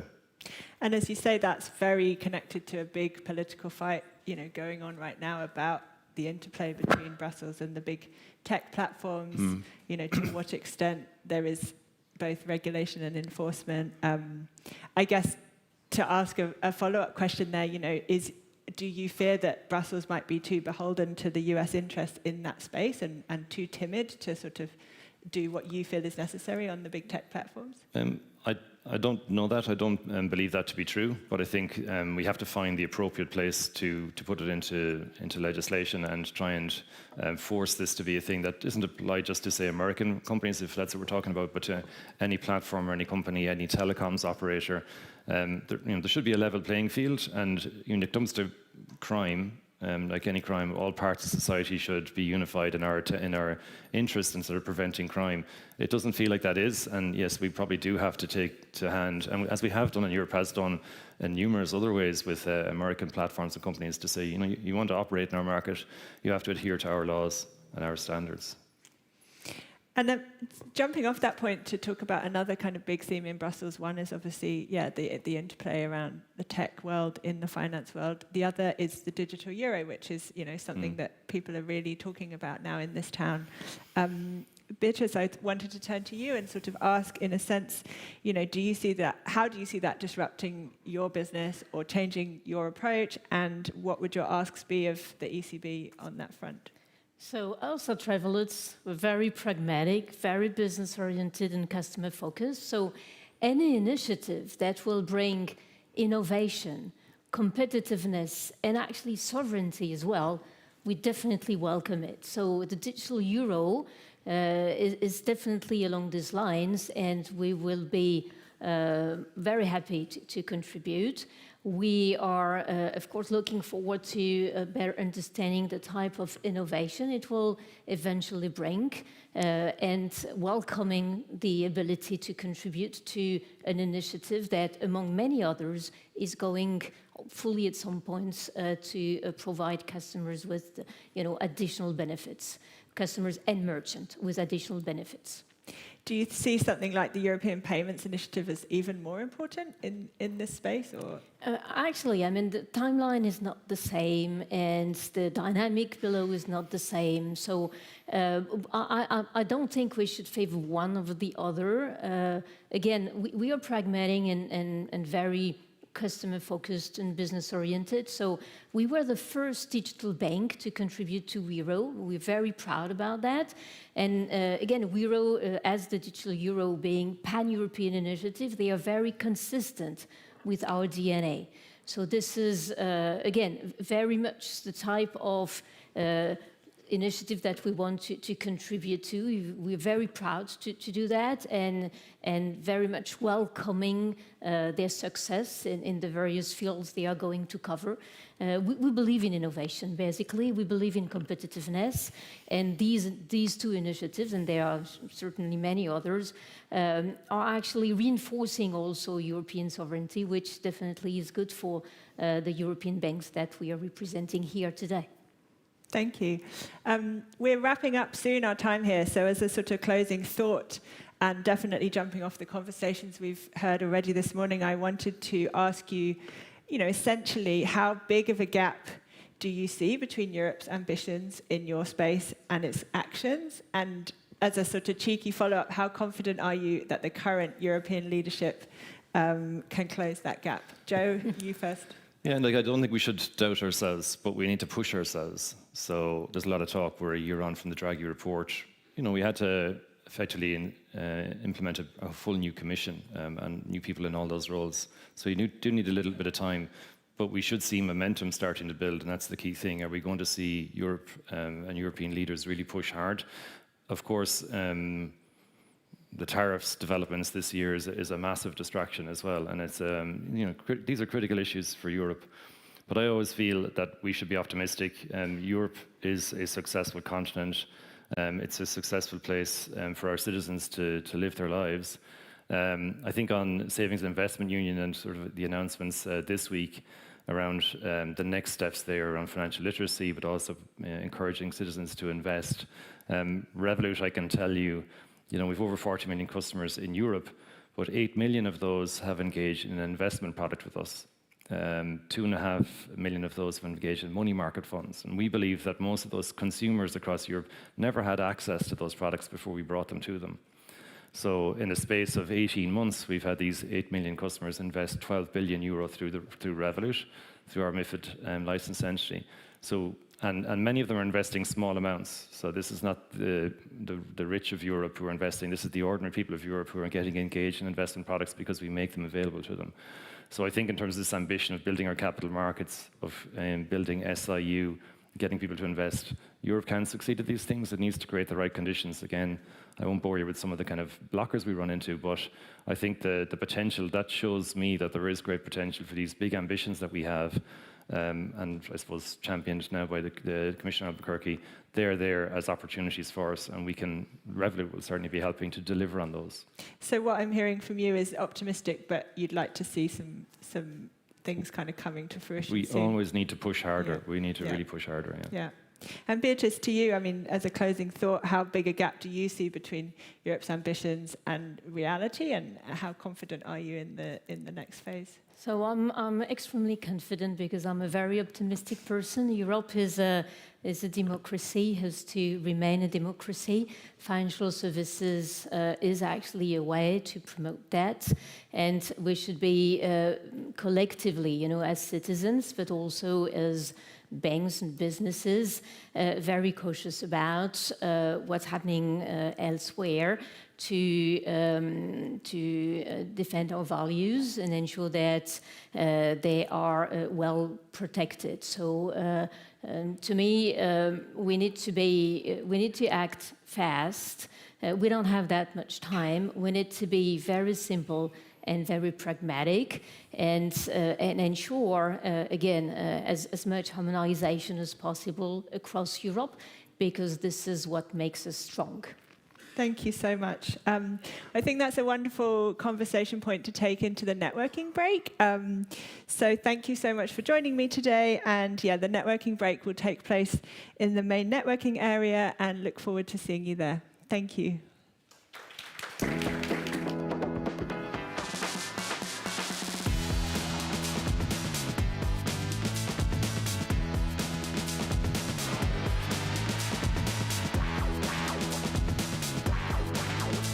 Are united in diversity. We are very heterogeneous in our opinion. We are doing this in our open democracies, discussing this all open and loud, and I'm not for that.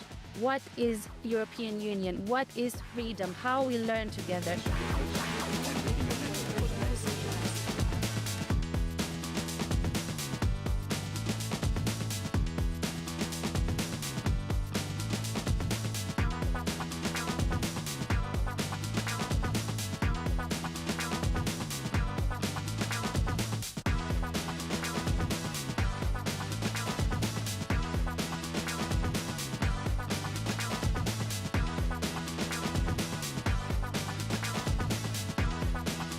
the obvious question is, what is the EU doing? What is our plan?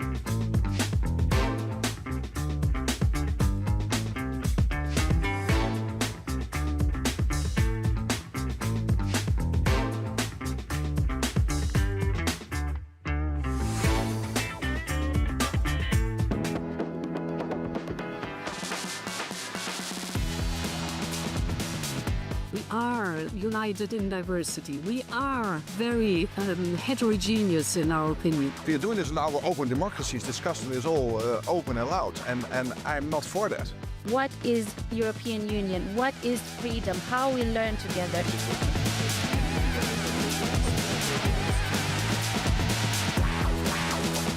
The obvious question is, what is the EU doing? What is our plan?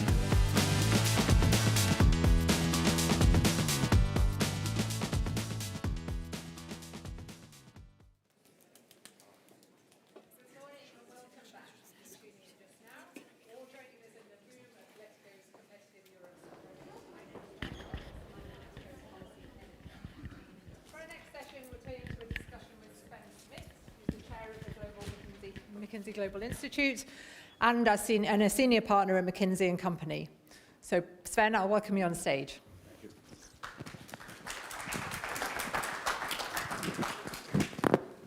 Okay, welcome on stage, Sven, and thank you for joining the summit. I wanted to dive right in with just sort of bouncing off some of the sessions we've had this morning. We just heard how the Draghi report, because of the way it was commissioned and the needs it sort of addresses, has become sort of super quickly adopted as a political program. Obviously, Ursula von der Leyen has made it a priority for her second mandate. But there is also a sense that 1 year in, maybe it's not being implemented as fast as a lot of people, particularly in industry, would like. What do you think is missing?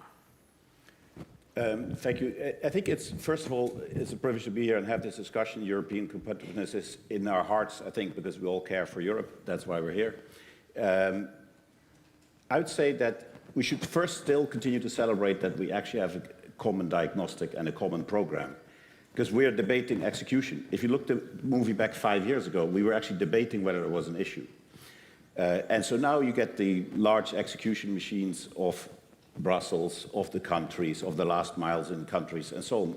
And the action is probably frustratingly slow because of the size of the system. And if I talk to CEOs all around the world, but also particularly in Europe, they are actually only asking execution questions, which is actually a miracle in and of itself, because Europe normally disagrees on everything. We now, for once, agree on the diagnostic, and we have, I think, most of the direction in one place. I take one metric on our progress, which is investment. Because basically investment is the money talks, and the money talks whether the opportunity in Europe is enough.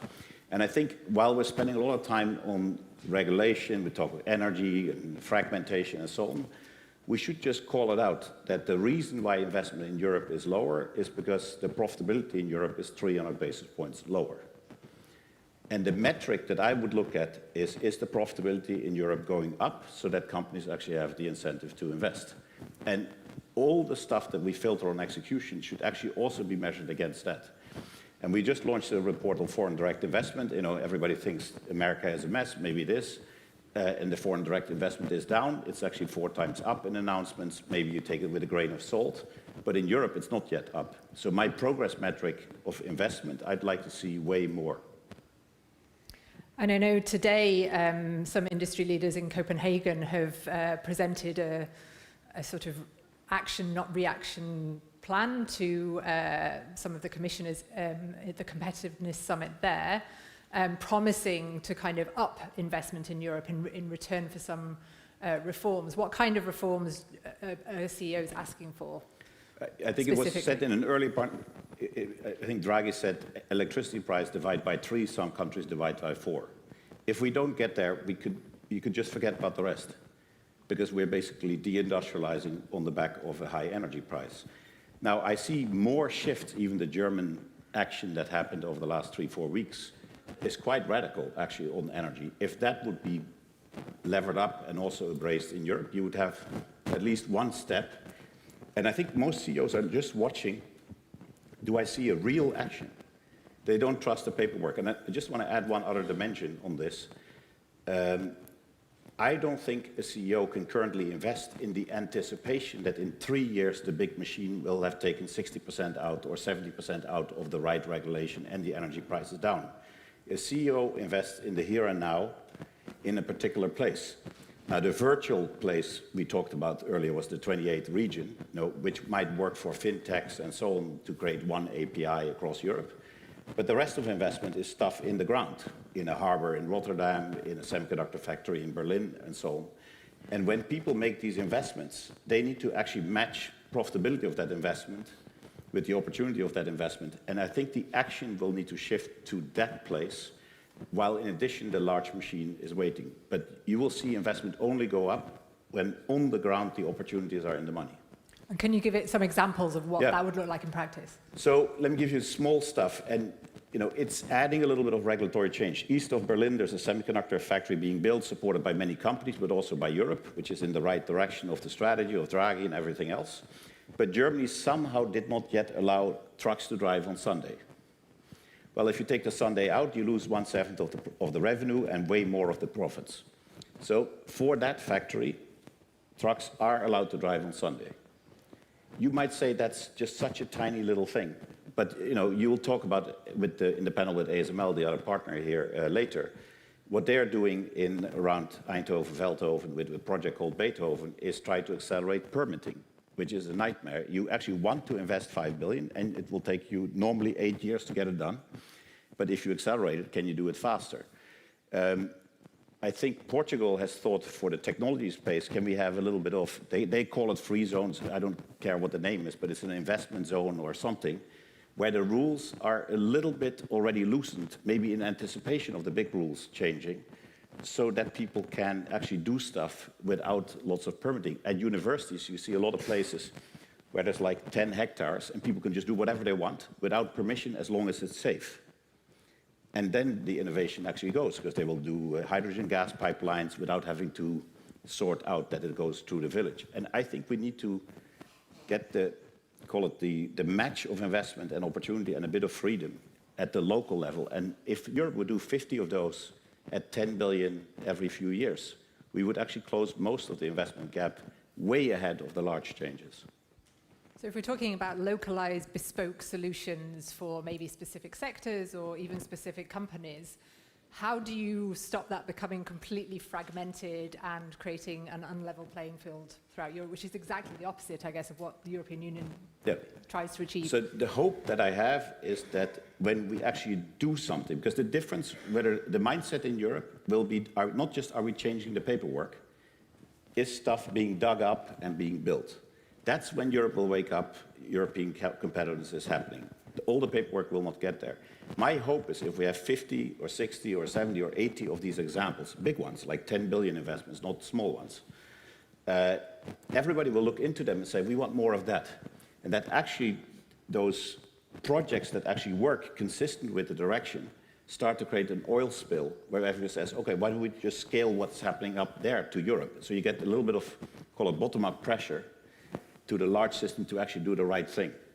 But I'm very worried about the next 3 years, not about the next 10. In 10 years, the large regulations will have adjusted because the ship will be turned by the wall in a way and by the urgency.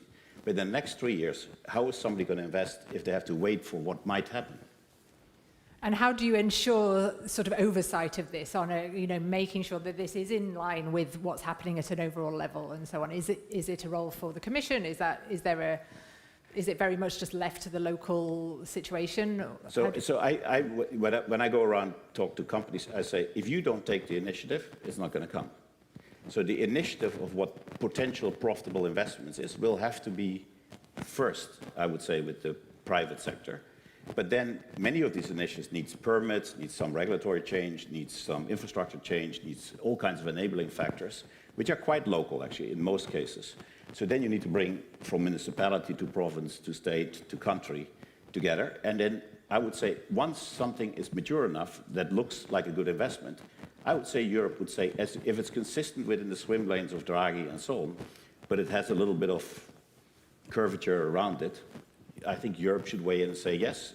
And if it's really far away, then Europe should maybe say, well, wait a minute, that's not what we intended. Now we're no longer heading towards a single market.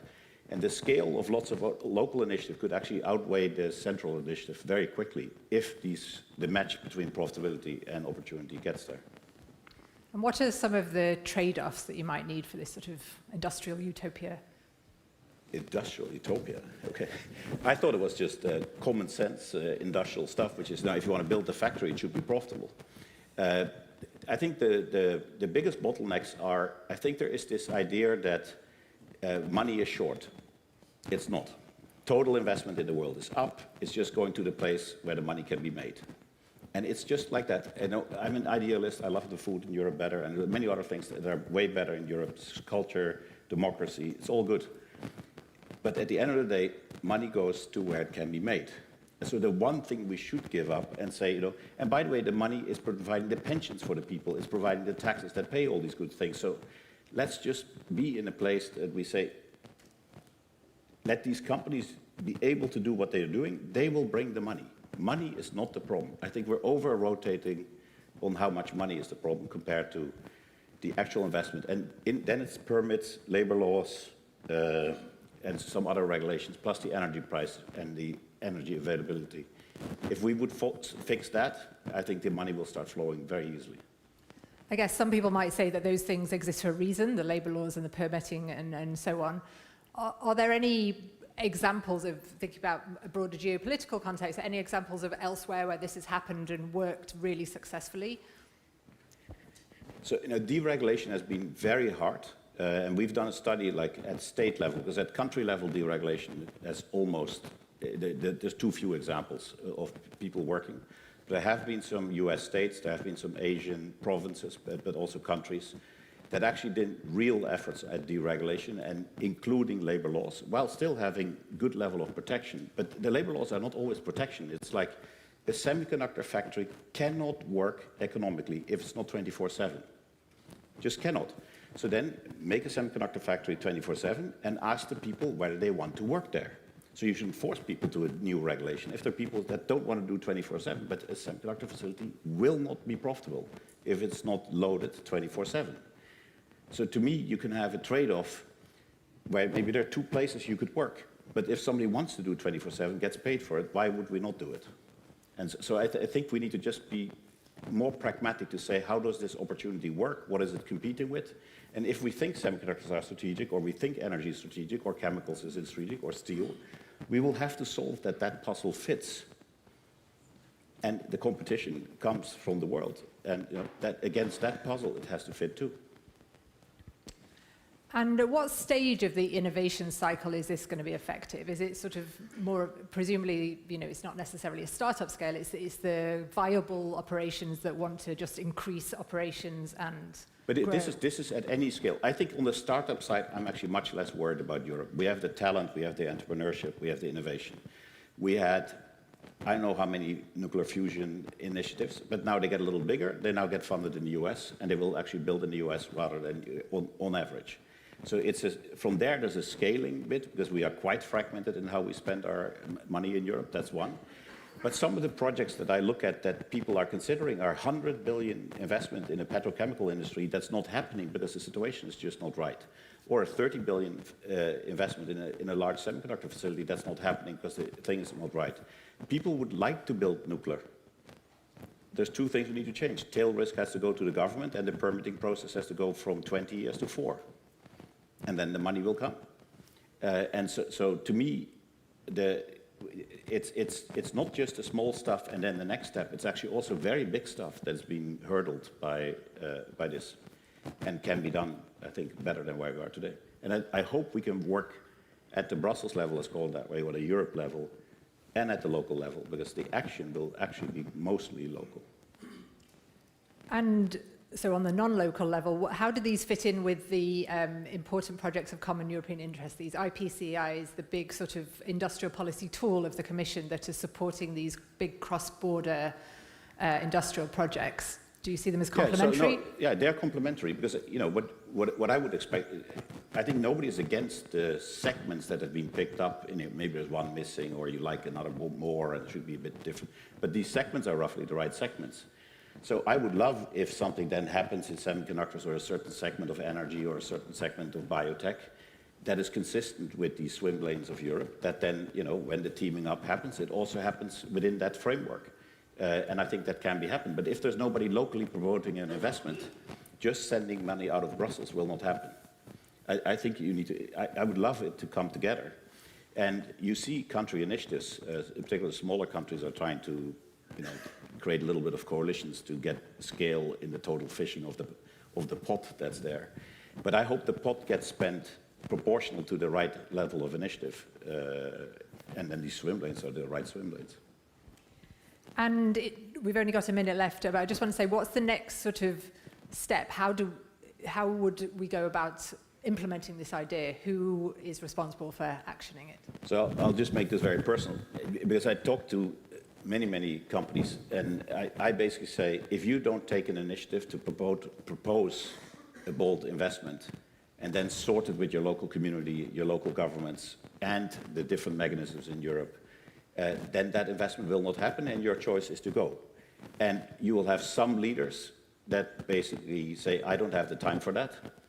And some leaders are actually stepping up. And I think we can collectively spend the time, talking about the big stuff on regulation, but if we don't collectively propose projects, then the projects won't be there that will benefit from whatever regulatory change that will happen.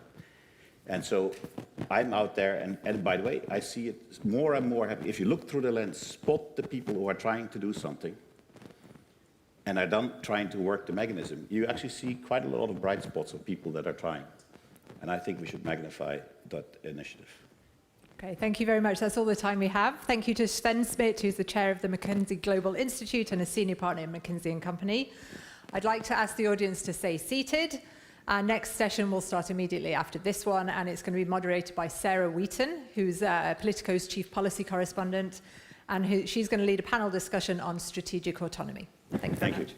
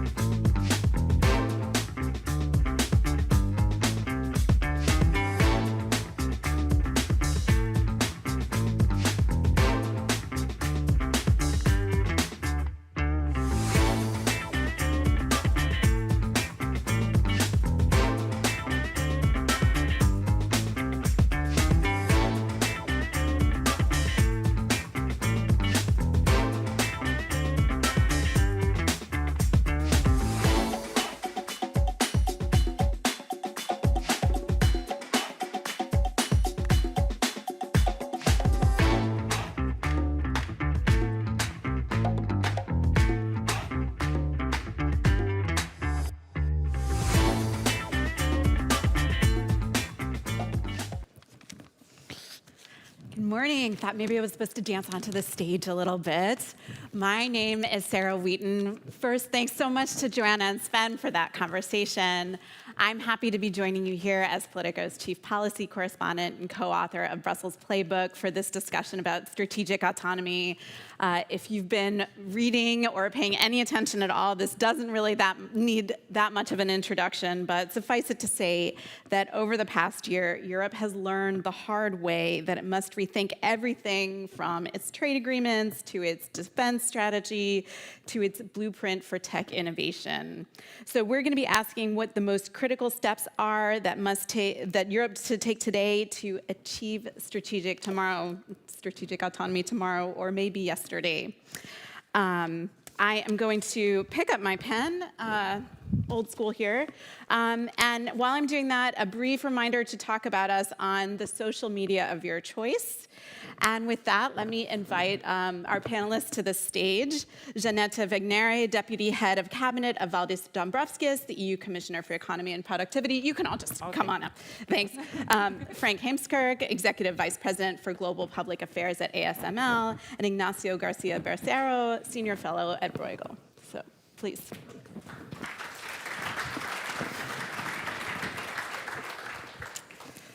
All right, well, thanks. And we will do questions. It's a fairly short panel, so if you want to ask your question when I open the floor, you should raise your hand as quickly as possible. But I get to start with the questions, and I'm going to start with I was reading an interesting article from Reuters, an interview with former French finance minister Bruno Le Maire. He's now an advisor to ASML, and he said basically that the Commission is being too passive in the face of aggressive Chinese and American competitors. And he said, I quote, "What the technocrats don't understand is that we need massive, fast, and efficient decisions to protect our industry." So, Frank, can you elaborate on what kind of massive, fast, and efficient decisions we need? Well, let me give a practical example, and it's also in line with what Sven Smith was saying. Now, we've taken the decision that we would like to expand also in the Eindhoven region.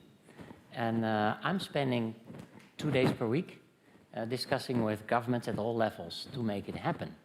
And of course, we're not going to build anything without a permit. And yes, we need electricity.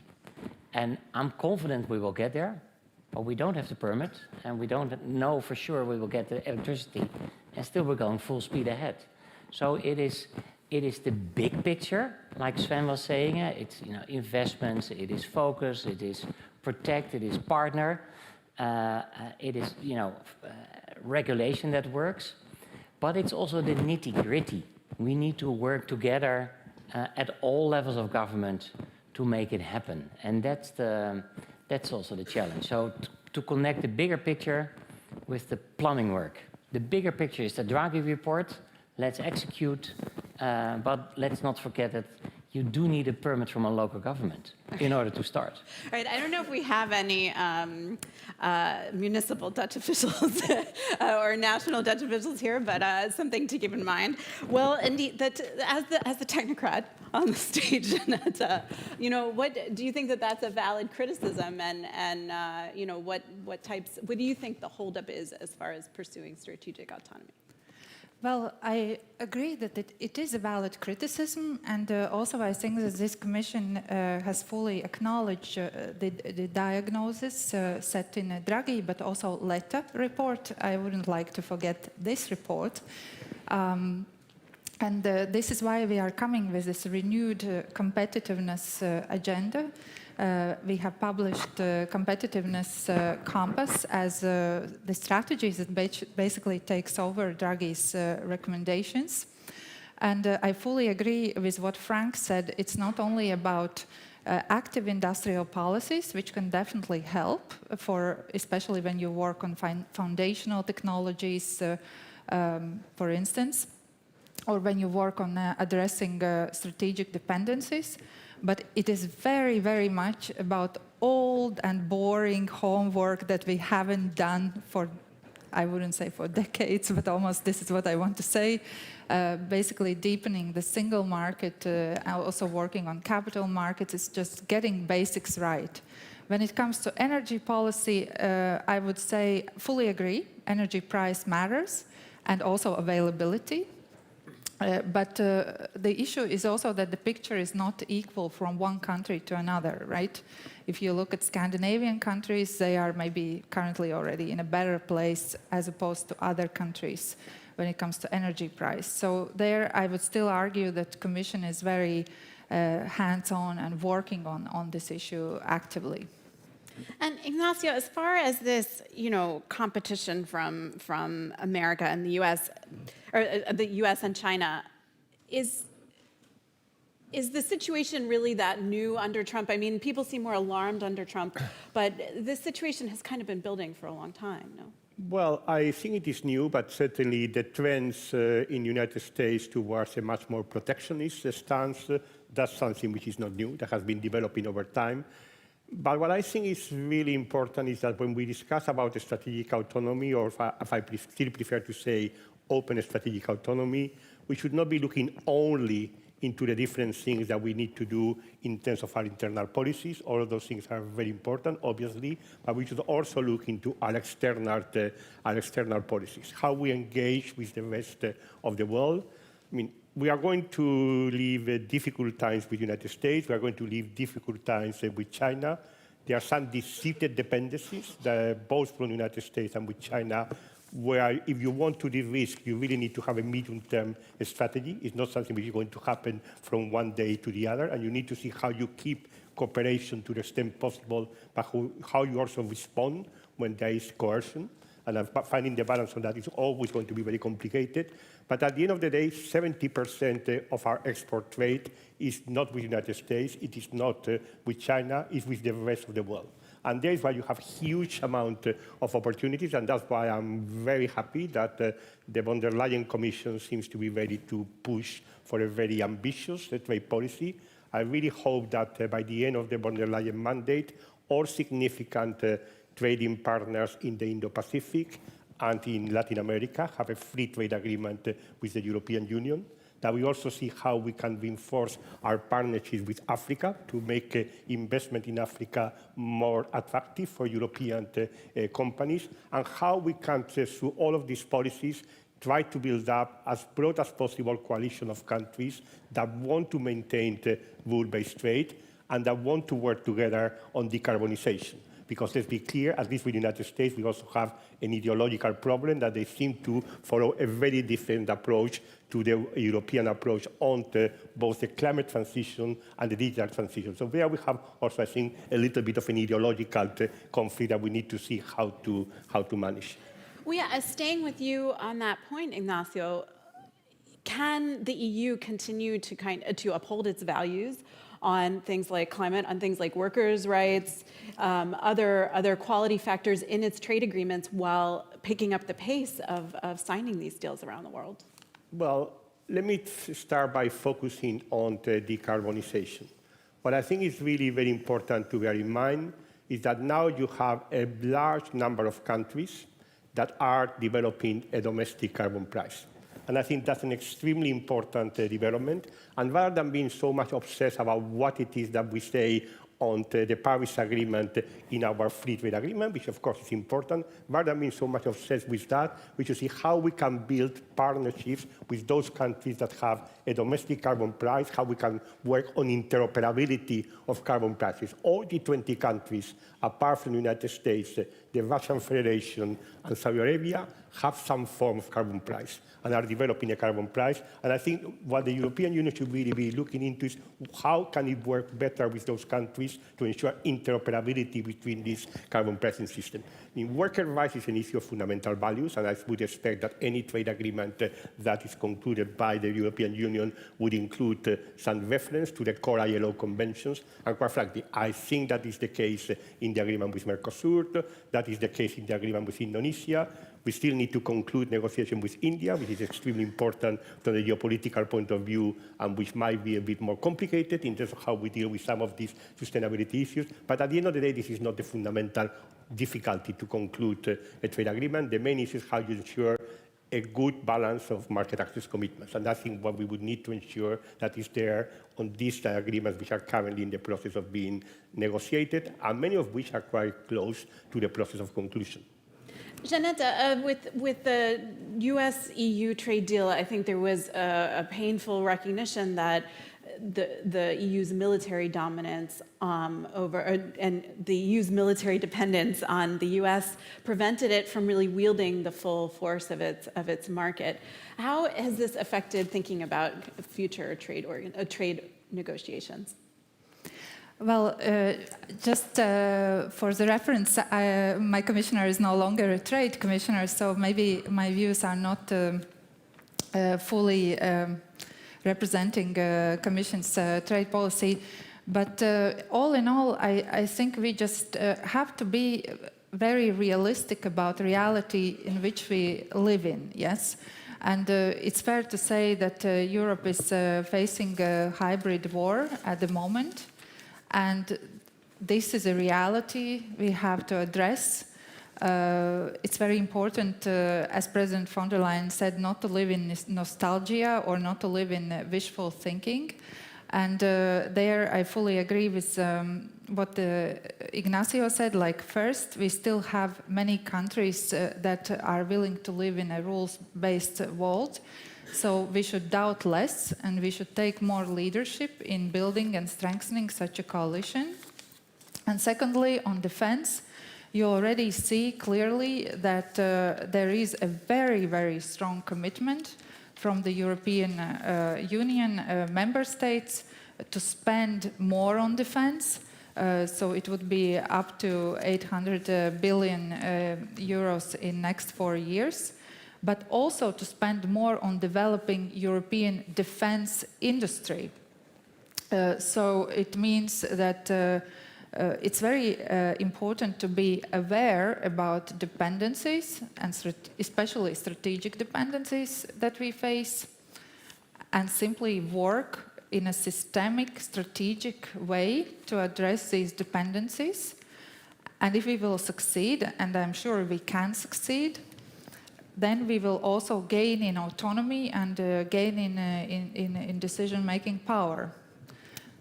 But just one caveat, maybe I would say I don't believe in full absolute autonomy. I think that the world will be always interconnected, right?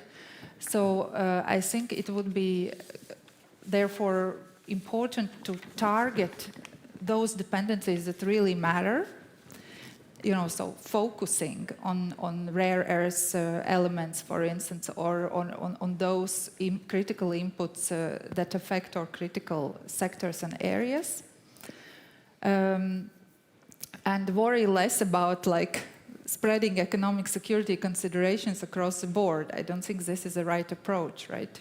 And then what I also believe more is in strategic indispensability, yes, like company you represent, Frank, has, you know, like ASML is a globally indispensable company. So if we would invest more in promoting technologies, in promoting research and development, in attracting global talent and growing this type of, creating conditions to grow more ASMLs in Europe, this would also make us stronger because we would be more indispensable and have more leverage in negotiations. Yeah, Frank, where would you say the EU needs to act in order to foster this strategic indispensability? Yeah, so I agree. The word of autonomy or you know, tech sovereignty is it's a big word. And if you look, for example, to ASML, to our numbers, our most recent numbers, so we make machines which are crucial for chip manufacturers to make chips, and the chips are being, let's say, designed by a company like NVIDIA. TSMC produces the chips and we make the machines.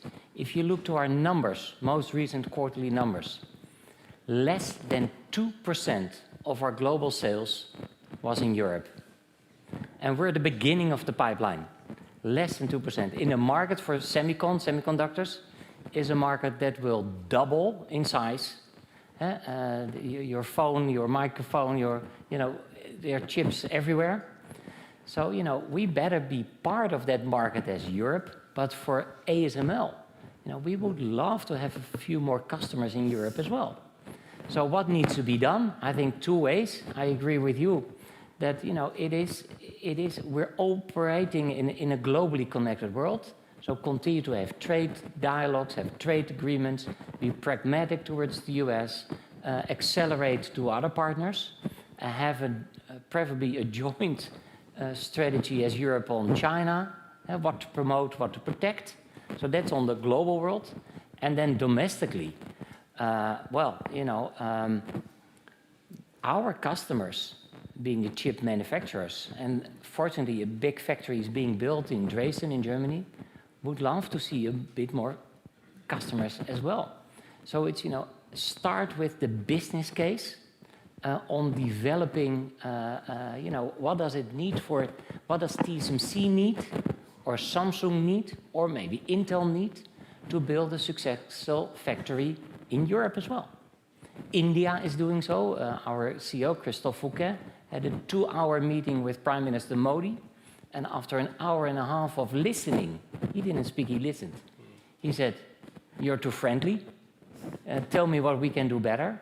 So it is, you know, the politicians, the political leaders, I think should sit down with the companies that are investing money and ask them, what does it take to do more? So therefore, and that's my last sentence, this Monday morning, the Council of Ministers endorsed a declaration on semiconductors. And we really endorsed it also within industry, 70 signatures. We said there's a clear purpose, work on the enabling factors, and sit down with the companies to develop the business case.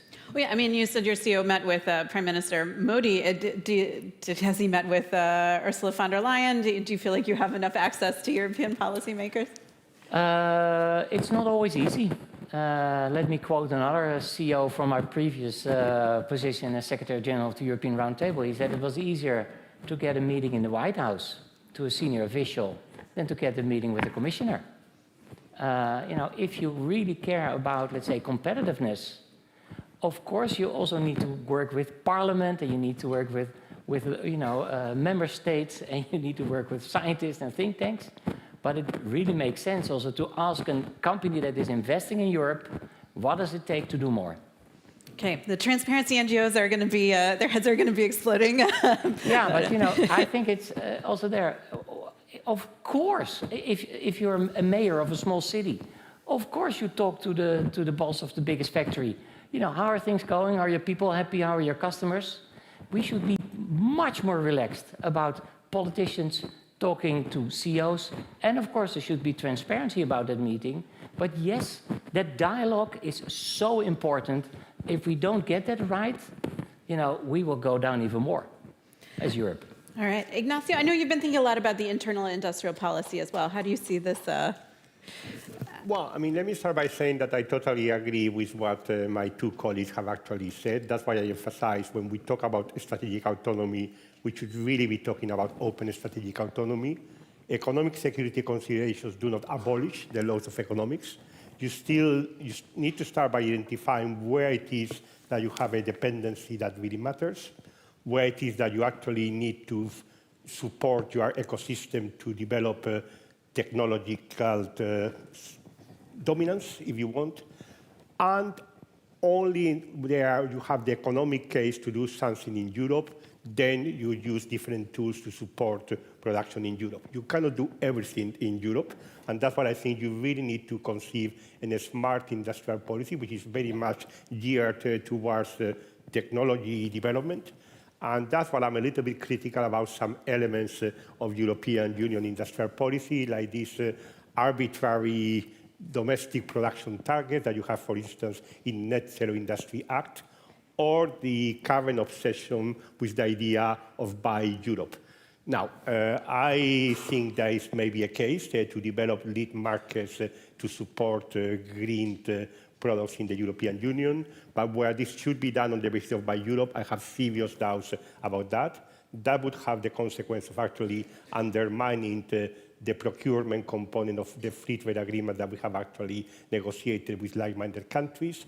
It could also undermine our objective to build joint value chains with developing countries who are clean trade and investment partnerships. I think one needs to think a little bit better about what is the right way to develop an industrial policy, which fundamentally should be supporting technological development, with the view that also the more effective that you can actually be from an economic security point of view is the more that you actually have companies like ASML, because that's where you actually can show that you are an indispensable partner for third countries. So I think we need to be thinking about a better targeted industrial policy if we want it to be effective. And we need to look into the complementarities between industrial policy and trade policy so that both of them are actually geared towards the same objective rather than working across purposes. Is there a particular example you can give of an area where you see them working at cross purposes?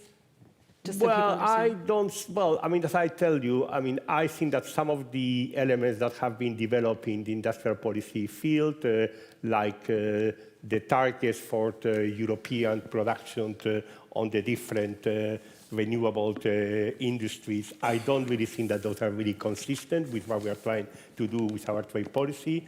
And now, if you are actually going to be following a Buy Europe policy, that could enter into contradiction with the commitment that we have been taken in our trade agreement. So I think there potentially you could have one example. So industrial policy is often seen as, we need to tweak around subsidies. Whereas for a company to grow, all the other enabling factors are at least as important. It's taking away all the barriers of the internal market.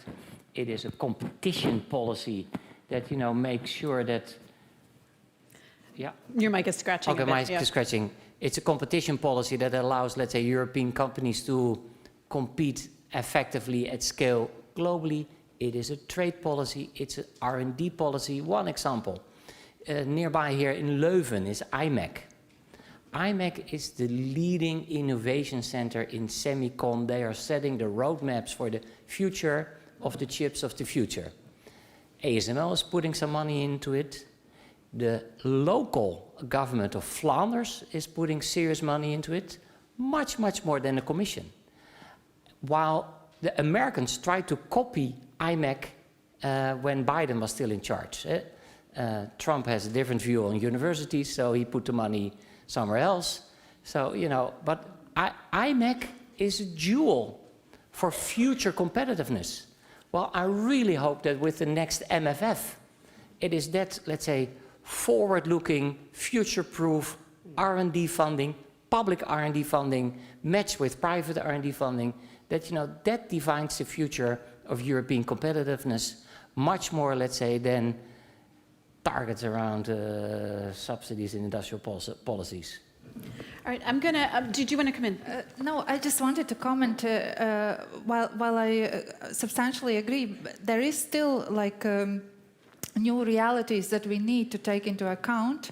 And just to give one example, under Commissioner Dombrovskis, when he was Trade Commissioner, we were always negotiating with China about market access so that our companies had a better market access, yes?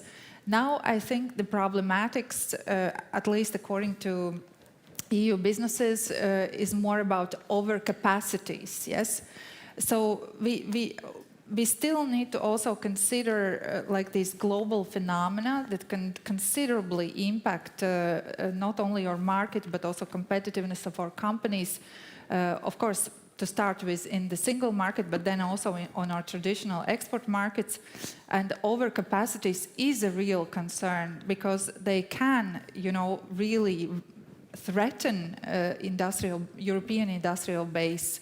Obviously, for example, if you see that 30% of all global manufacturing is happening in China, whereas they only have 15% of consumption.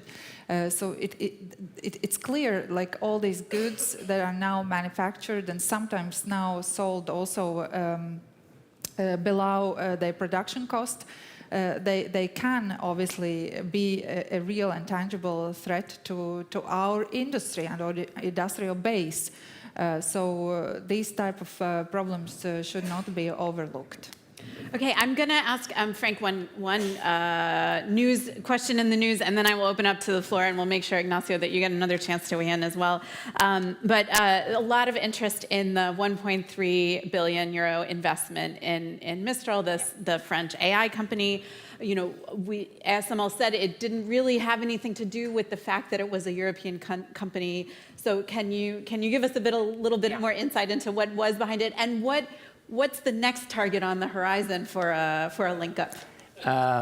We're in a closed period, so I can't say anything about anything which could influence stock price on Mistral. Of course, it's easier that it's a European company. You know, it is easier to understand each other. But why are ASML and Mistral teaming up? It's because of the focus of Mistral on industrial AI.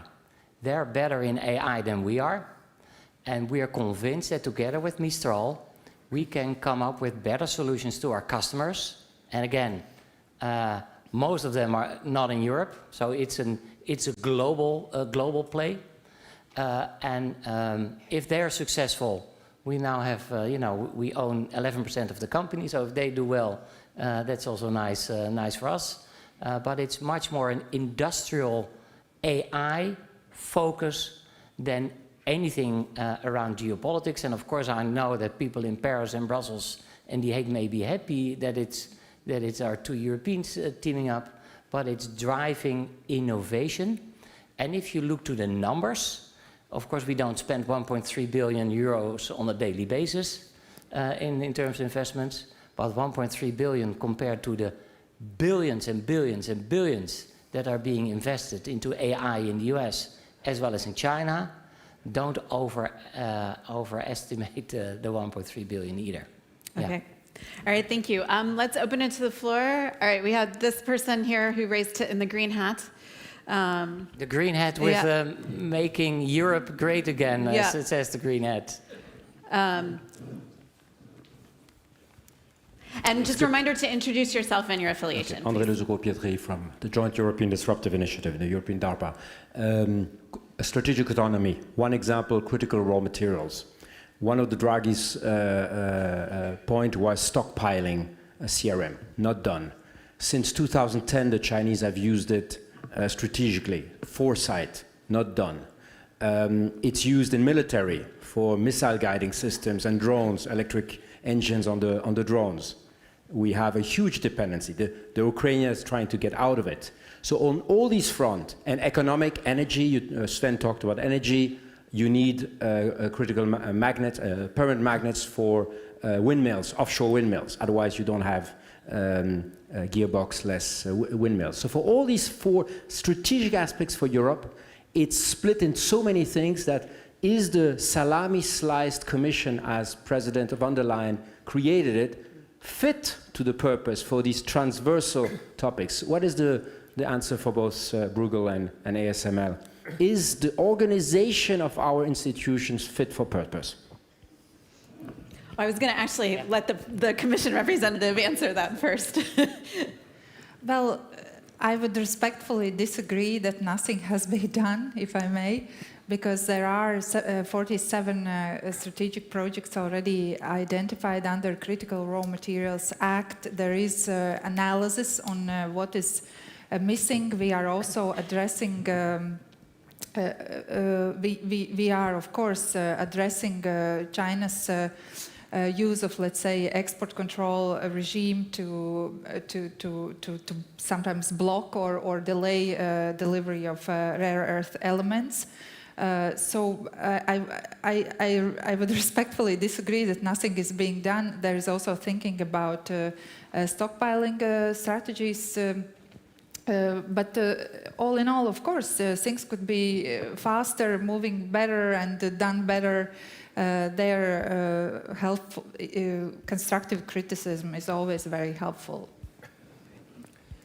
Well, I think that critical raw materials is one of those sectors where there's a very substantial dependency, not only for the European Union, but for all countries apart from China. Yes. And if you really want to reduce that dependency to something which is manageable, you really need to have a strategy with at least a 10-year time frame. Because during the next 10 years, no matter what you do, China is always going to be able to dominate some part of the value chain, that if they want to weaponize, they are able to weaponize it. So I think, in my view, you need to have a medium-term strategy to reduce the dependency, and at the same time, you need to have developed a clear doctrine about how are you going to react if China decides to weaponize that dependency. And in my view, that's where the anti-coercion instrument could actually play a role. Of course, you would try as much as possible to cooperate with China, because you would try as much as possible to avoid a situation where there's a weaponization of the dependency, but you also need to be able to show that you can react if the circumstances call for it. By the way, just one clarification. When I was talking before about industrial policies, I was not trying to suggest that there's not a real problem of dependencies from China. I just don't think that by Europe is necessary as a response for the dependency from China. A, because China is not party to the government procurement agreement of the WTO, so if we want to exclude Chinese goods from our procurement, there's no obstacle to do so. And B, because we have the resilience criteria under our law, which also allow us to deal with those cases in which China is the dominant player in a particular market. So I'm not so suggesting that we can just simply be relaxed about the dependency from China. I think we just need to be clever about how we deal with those dependencies. Francis. Well, you know, in times of crisis, Europe can act. We did during COVID, sanctions on Russia. So it's much more about the political will. Jacques Delors was able to really create breakthroughs on the internal market. The Draghi report is there. We know what to do. So instead of, let's say, focusing all around political structures, Let's be as pragmatic as possible and focus on the actions which are completely listed in the Draghi report, and we don't need anybody from outside of Europe to get the single markets improved or to create the capital markets union. And so, you know, the solutions are there. Let's act. Okay. One more question, just right here. Thank you very much for the invitation. My name is Stella Veliki. I have studied physics and informatics. I'm a member of the European Physical Society. And I have two very short questions, more in the defense industry. It is possible to use the Draghi reports that I read it, the directive from Draghi reports, priority in the defense industry. And I give you an example to invest a lot of money in new technology using in a military domain. Give you an example, strategic defense method against 500 to 1,000 drones using artificial intelligence program to attack an European airport. You have no defense strategy in this case. The other thing is my opinion, and I know very well what so your question, though, please. Yes, my question is, I believe that economical sanctions don't stop Putin to continue the war in Ukraine. You need to give military very high support for Ukraine. Really, we need to go to the question. My question is, as I know now, the American government give okay for the Tomahawk missiles. My question is, in this case, will the German government give the Taurus missiles for Ukraine, or how do you see this? It's very direct, very detailed question. So yeah, I'm not sure if anybody tracking German government. I think we're gonna move on to something more directly relevant for our panel. So one last question. I had seen one. All right, right here. Just up in the front here. It's in the back. Oh, the mic has gone somewhere else. Okay, all right, sorry. Hello, my name is Łukasz Kaźmierczak. I'm a student at the College of Europe.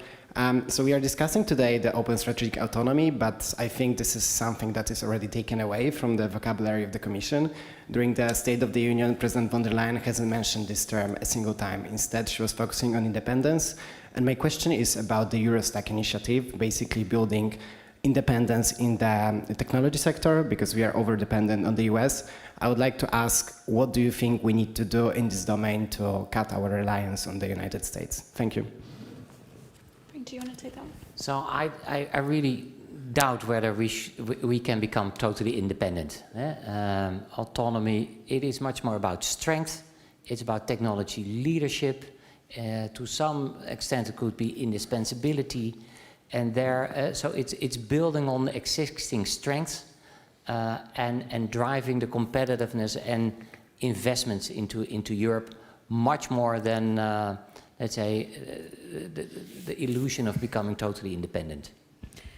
We're out of time, so if either of you want to add something, but if not, then the producers will be happy with me. Please. Maybe just to answer a question from the lady, I think that if disruption is happening now in European policies, then it's definitely in defense sector. So that's definitely where the biggest disruption and leadership is. Thank you. All right, thank you for scratching that itch. Thanks so much to our panelists for being here. I think the thing that really stood out for me is, we have moved a bit away from this strategic autonomy discussion, and instead it's focused on strategic indispensability. So it'll be interesting the next time there's really a crunch for some resource that Europe doesn't have access to, if we lean on that, or if we, again, try to lean on something like the anti-coercion instrument. The other kind of running theme was, of course, this idea of if we want to be strategically autonomous, that also means being autonomous with the European market, building up the European market, doing things to create more customers, and also many pitches for local government and local engagement. So that was interesting as well. So thanks so much. Thanks to you. Next up, coming up right next, if I can find it, are Amanda Crayley and Isabella Cantor from Politico's Research and Analysis Division. They have a presentation on European strategic autonomy at stake in space.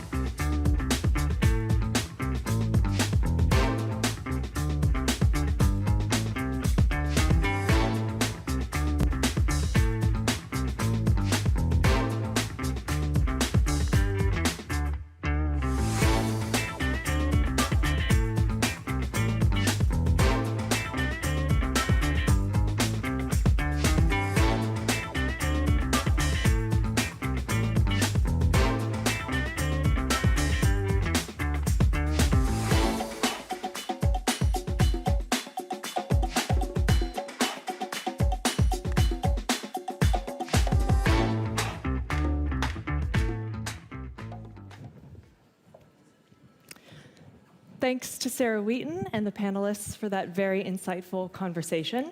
And thank you so much for joining all of us here at Politico's Competitive Europe Summit.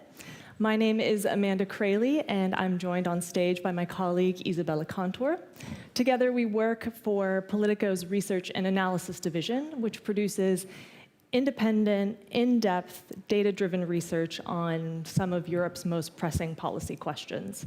We cover everything from climate to tech to trade and defense, so we're always looking at this intersection between industrial capacity, regulation, and geopolitics. And today we want to spend a few minutes with you talking about something that doesn't often get top billing when we're talking about strategic autonomy, but one that we feel kind of neatly encapsulates a lot of what's being discussed today, and that is space. So when we think of space, we may initially think of exploration or of science, but it's increasingly being defined as its role as critical infrastructure, encompassing satellites, but also secure communications, navigation, and intelligence. It's really about who controls the systems that our economies, militaries, and societies rely on a daily basis. And for this reason, space is the ultimate test case for European strategic autonomy. It's where sovereignty, but also security and competitiveness all converge into one. And it's also where Europe's ambitions and vulnerabilities are on full display. Space is no longer just a frontier. It's the backbone of our daily lives and also a theater of geopolitical rivalry. And that's why Europe's ability to secure its place in space will ultimately determine whether its vision of autonomy and competitiveness remains an aspiration or becomes a reality. The war in Ukraine has made this abundantly clear. Europe cannot fully guarantee secure communications without outside help, namely from US provider Starlink, which the Commission has funded to the tune of $180 million last year. That was a pragmatic choice, and it worked, but it really underscores how we're still reliant on third country systems for something as fundamental as secure battlefield communications. At the same time, Europe risks ceding next-generation space technology to competitors like the US and China. There are industrial gaps that are very crucial, like the multi-year Ariane 6 delay, which have left Europe reliant on foreign launch capacity at the very moment that space has become essential for defense, intelligence, and climate monitoring. There's also fragmented governance, with only about half of EU member states with national space laws. That makes cross-border investment and scaling more challenging, and investment levels are still far lower than global peers, and which this leaves startups that underfunded rather than able to scale at capacity that's needed. And this isn't merely a matter of prestige. This is really about the ability for Europe to put satellites into orbit when we need them most. So let's take a closer look at the numbers. Here you can see how global investment is distributed across regions.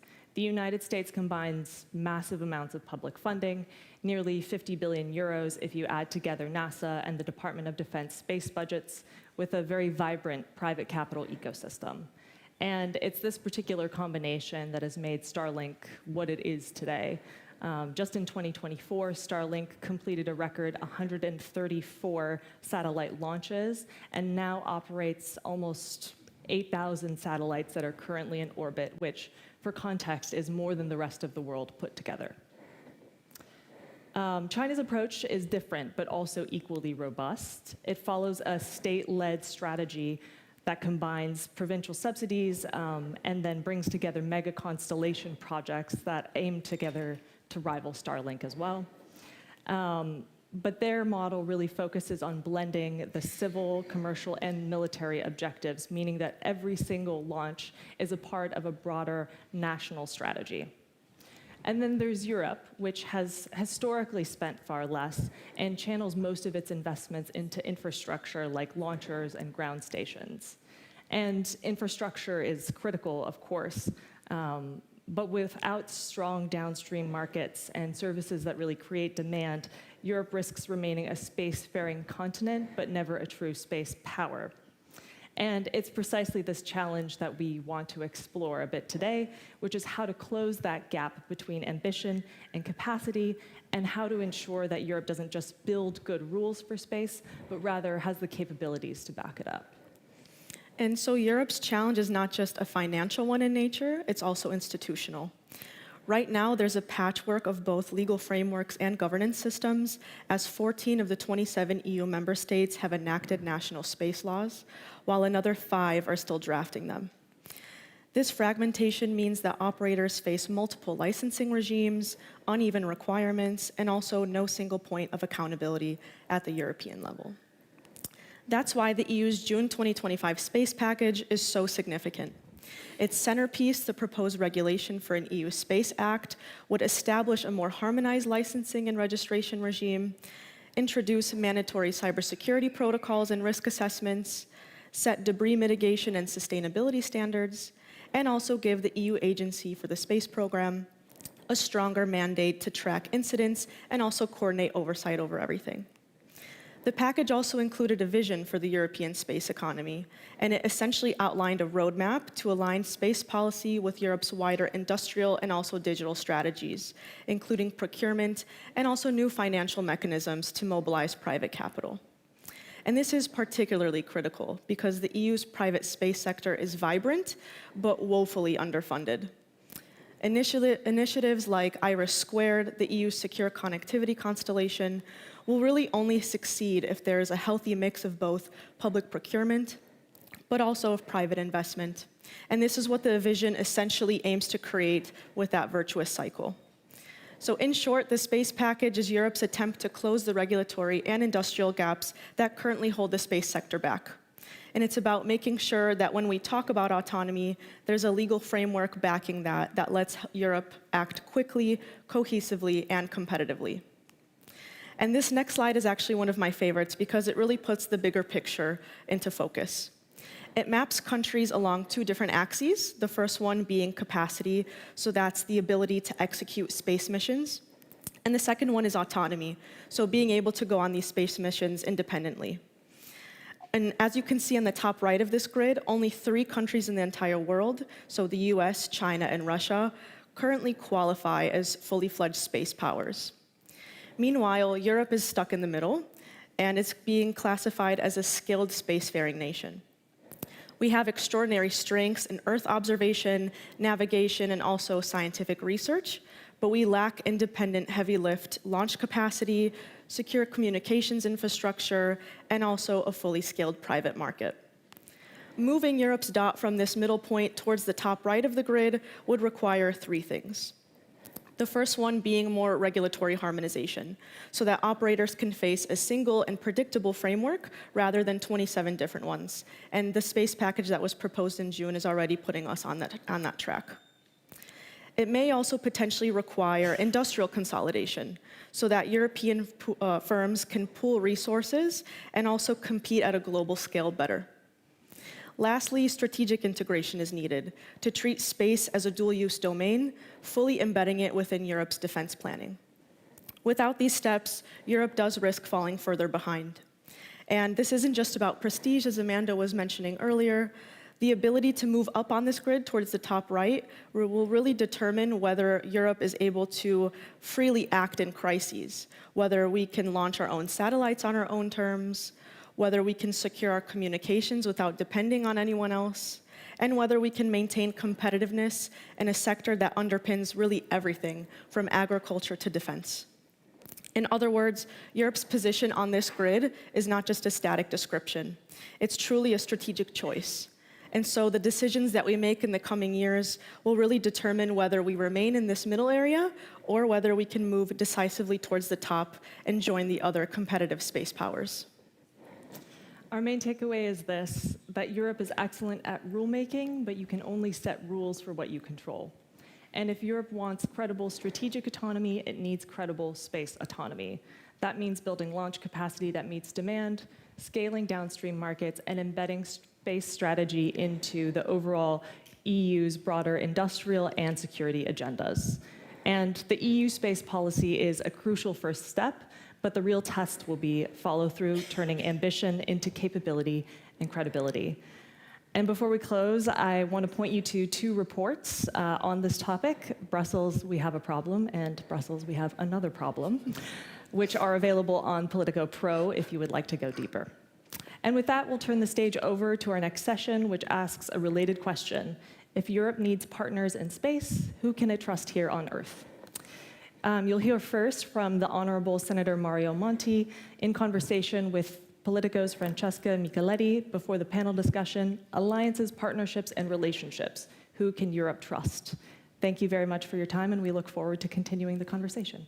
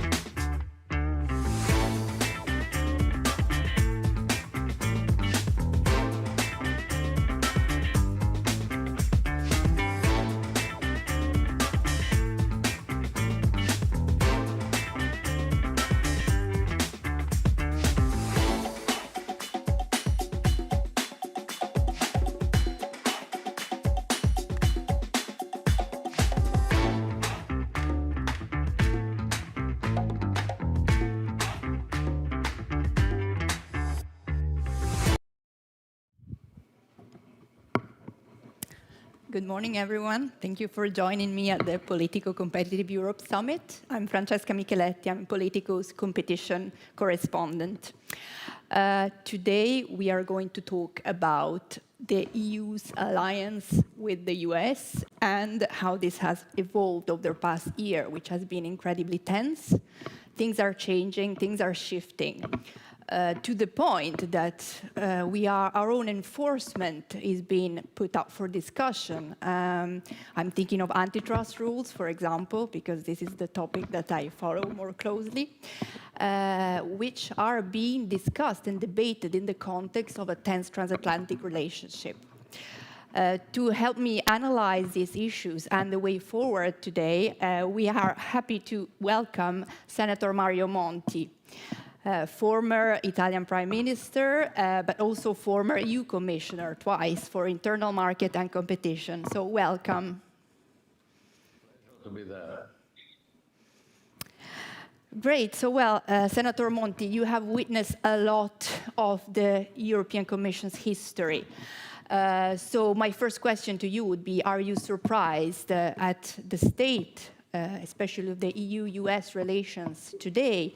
Have we seen it all before during your time? What has changed? Well, what has changed, unfortunately, is the broad picture of the relationship between the US and the EU, which is now much more ambivalent, let me say this.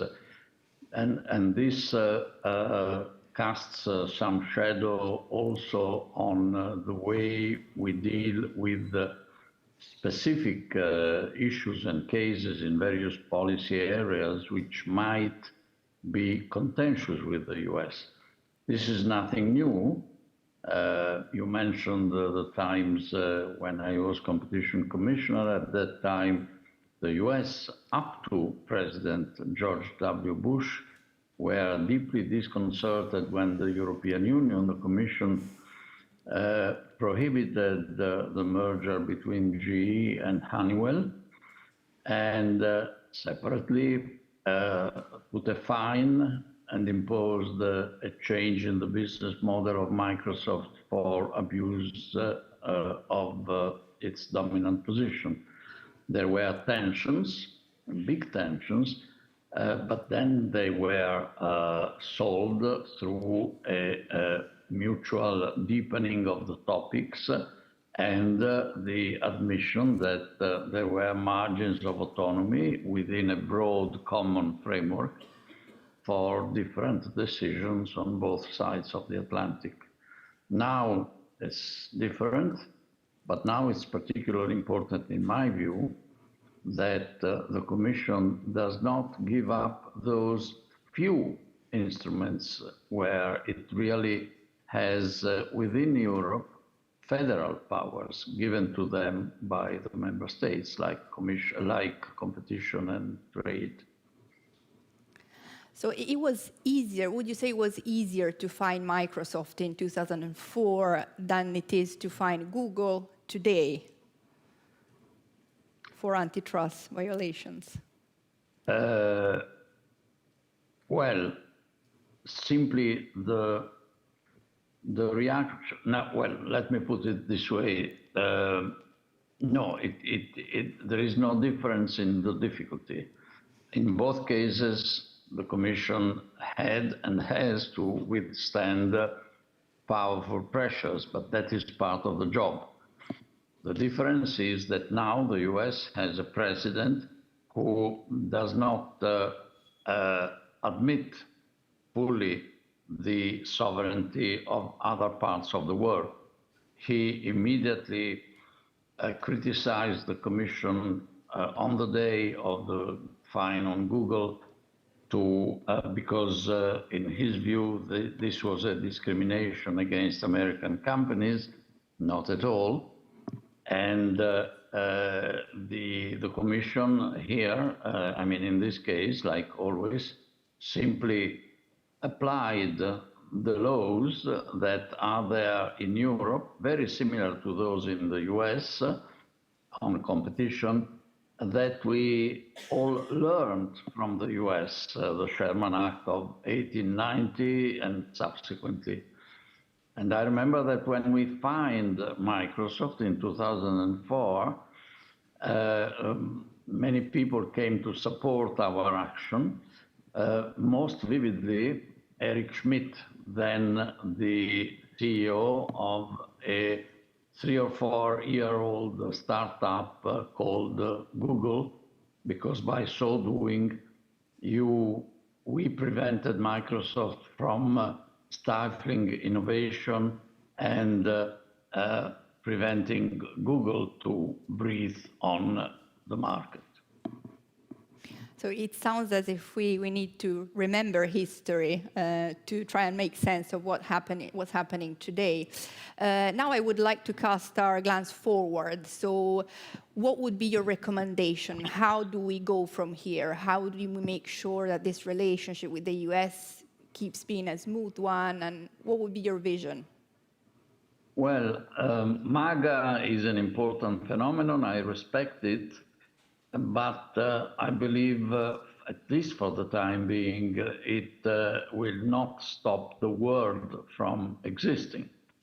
And I think the EU and many other countries in the world which still believe in the rule of law, openness, and multilateralism should present themselves to the US as still deeply friends and feeling like the curators of the legacy, the great legacy of the US, which led the world before this recent abdication from leadership on, for example, multilateralism to manage global public goods like public health, climate, biodiversity, open trade, etc. So the EU, and more specifically its member states, because not necessarily all of the EU would be, or not necessarily all EU member states would subscribe to this, should shape an alliance among like-minded countries, in particular taking care of the global agenda on public goods. It's not that we can now afford not to have a global common fight against pandemics, for example, or against trafficking of drugs and of people simply because there is MAGA over the Atlantic. So there should be a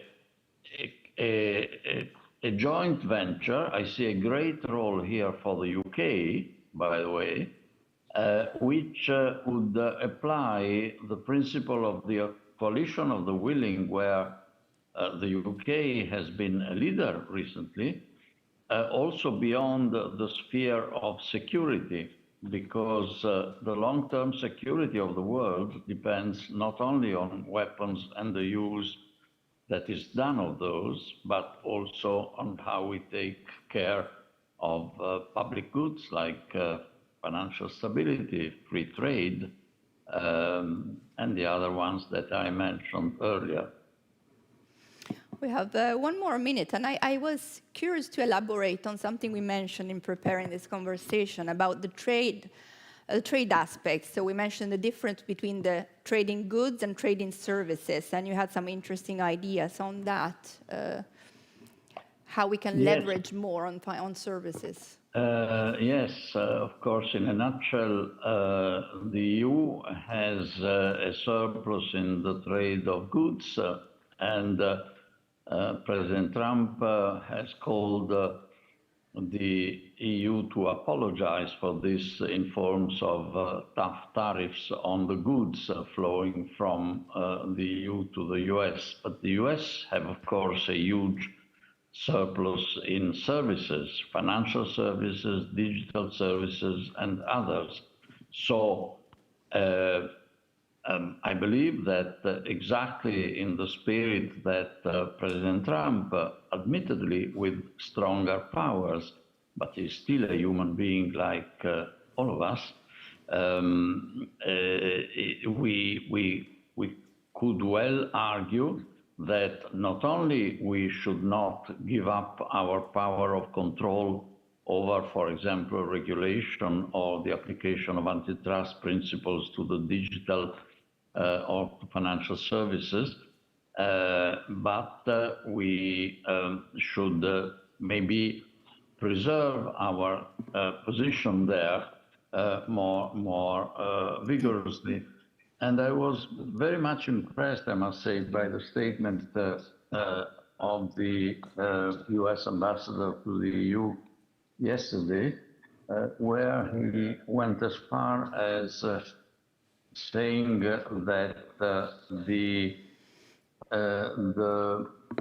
European Union should give proof that what it does in these areas does not discriminate against the US or against freedom of speech of US citizens.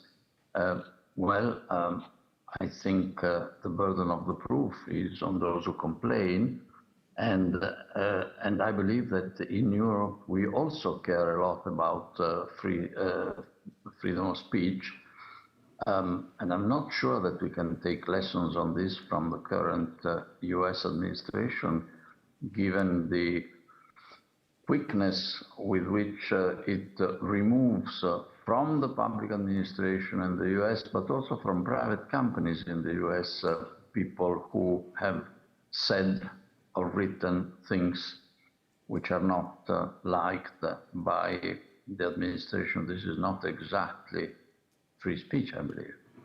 Thank you. And I'm sure you will continue debating these issues in the next panel, for which I welcome my colleague Koen Verhelst.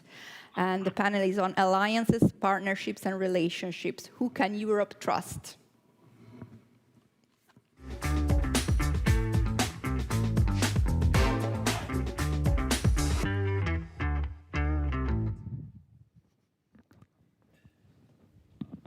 Hello, everyone.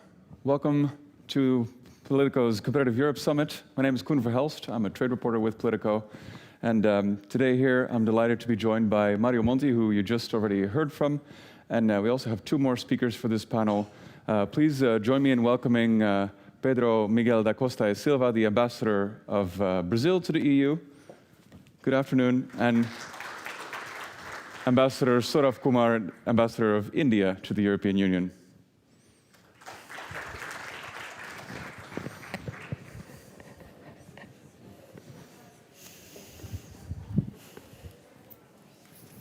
So we are meeting each other at a time when the US President Trump has quite changed the reality of geopolitics, both with the tariff policy and his foreign policy when it comes to Ukraine and China and a host of other relationships. So in that sort of tension-filled environment, what should we do, as Europe? China remains on the rise politically, even though maybe economically it might be shrinking a little bit here and there. And as of today, European leaders are meeting in Copenhagen to discuss the threat from Russia, which remains very real and might actually become realer by the day. So democratic nations around the world, two of them are joining me here on stage, are scrambling to salvage what they have left of, let's say, the economies that can work together with each other. So who are the economic allies and the key partnerships that Europe can actually rely on going forward while we are weathering this geopolitical turbulence? So we're diving into these critical questions, but before we do so, let me remind you, please join the conversation online, whether on X or LinkedIn or Blue Sky. Please join us on your social media channel of your choice. And let's dive in straight with the ambassador of Brazil, Pedro da Costa e Silva. Thank you for joining us. It's a pleasure. We have heard just very recently this week that the EU and the four Mercosur countries will be signing their long-awaited trade deal, 25 years in the making, in early December in Brazil. Are you satisfied with this timeline? Does it work for Brazil? Well, that is the timeline that my president would like to achieve, to have this agreement signed in December during our presidency and the Mercosur summit. The ball is in the court of our European friends, and we're hoping that they will be able to be there and sign the agreement by that date. You sound a bit skeptical. I have learned, dealing with the EU-Mercosur agreement, that you need to follow the maxim, seeing is believing. We were actually on a similar panel last year, exactly a year ago at the previous Competitiveness Summit. And also back then you were very careful in not making any promises, so to speak. And even though the negotiations have been concluded and maybe France is releasing its opposition, you're still very careful. I have to be, but I'm working very hard to make sure that we have the breakthrough. That brings me to Senator Monti. Thank you for joining us online, Mr. Monti. I wanted to bring up a story you wrote for Politico for an opinion piece where you said the time of divide and conquer has kind of gone, and at the moment, especially when we looked at Russian ruler Vladimir Putin going to Alaska to meet Trump, that you said, well, look, we are now in an age of unite to humiliate. Is that really the way how Europe should look at it at the moment? You would say? Sorry, I missed your quoting my sentence. What did I say? You wrote that the autocrats of the world, for instance, Russian President Putin, yes, that they unite to humiliate Europe and other democratic nations around the world. Yes, yes. Yes, I'm afraid this is going on by the day. But of course, humiliation exists only if those on which pressures for them to humiliate are exercised give up. I believe that in the case of the US, we Europeans should stubbornly continue to consider the American people and also the US as a state, as a federal state, friends. We, almost all the institutions we have in place are there in Europe because they were originally launched and promoted also in Europe by the US. Just think of our independent central bank, the ECB, and exactly the competition authorities like the Commission. Occupying Germany after World War II, it was the American administration which wanted to avoid the repetition of what had happened. So no hyperinflation fueling the power of Hitler, hence an independent central bank like the Fed, which is still somewhat independent. And they didn't want the reconstitution of the big industrial trusts for the war industries, hence the competition authority. So I think we cannot be blamed for taking care of the important legacy that comes largely from the US. So no humiliation. We should stand on our feet without provocations, and whatever we might do, and I think we should do, and I'm pleased that we have the distinguished ambassadors from Brazil and India in terms of alliances with the rest of the world, also to manage the provision of global public goods, in my view, should done continuously with an open spirit to the US. They maybe are not there for the time being in this cooperation, but we do what they taught us to do. Yeah, the United States, of course, remains incredibly relevant geopolitically and also for trade. You know, the EU has no larger trade relationship than with the United States. That brings me actually to India, because India is negotiating both a deal with the Trump administration, but also a very long-worked deal with the European Union. Ambassador Kumar, the first question I want to put to you is, how do you see that triangle sort of working? Is there a scenario in which India needs to wait in order to get first a deal with Trump before it can agree to a deal with the EU? No, I don't think there is any sequencing as far as our discussions with the US and EU are concerned. When President von der Leyen and the College of Commissioners had visited India in February, and following the discussions with Prime Minister, the directive was to complete the negotiations on India-EU FTA by the end of the year. So as far as the EU is concerned, that's the timeline we have. Both the Trade Commissioner and my minister are very conscious of that, and we are working towards that deadline.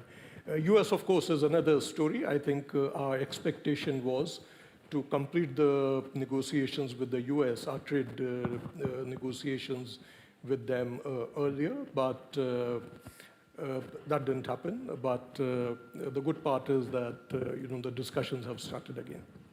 So when it comes to the EU-India negotiations, there is a lot of contact this year. The Trade Commissioner, Maroš Šefčovič, has been to India 3 times. He was also there very recently, I think last month. Yeah. After he came back, the Commission launched a strategic agenda, which confusingly was called a joint agenda. So initially a lot of people thought that it was joint between India and the EU, but it was internally joint. When he talked about this agenda, he actually referred to his trip to India, and he said, I must admit, however, that I had hoped for more progress on the trade negotiations. So what kind of breakthrough do you think the EU and India need in order to get actually to that deadline in the next 3 months? No, so just let me touch upon the joint communication for a minute. You see, it goes back to President von der Leyen's speech in the Parliament when she was elected, and she had spoken of a new strategic agenda for India. And I think the contours of that became clearer in the leader's statement following her visit to India, and this joint communication, which really is a kind of joint between the different EU institutions, is a very comprehensive, forward-looking, positive document which would raise our relationship to a higher level. We have a summit planned, so I think while presently it is joint between EU institutions, the summit document would make it joint between EU and India. Now, coming back to your question, it's true that both sides had expected more movement to take place in the last round. That didn't happen. But I suppose that's the nature of trade negotiations. I mean, I'm not a trade negotiator, but I'm getting experience of it. But I would not look upon it as an impediment or a great negative. I think considerable progress was made during the negotiations. I was there.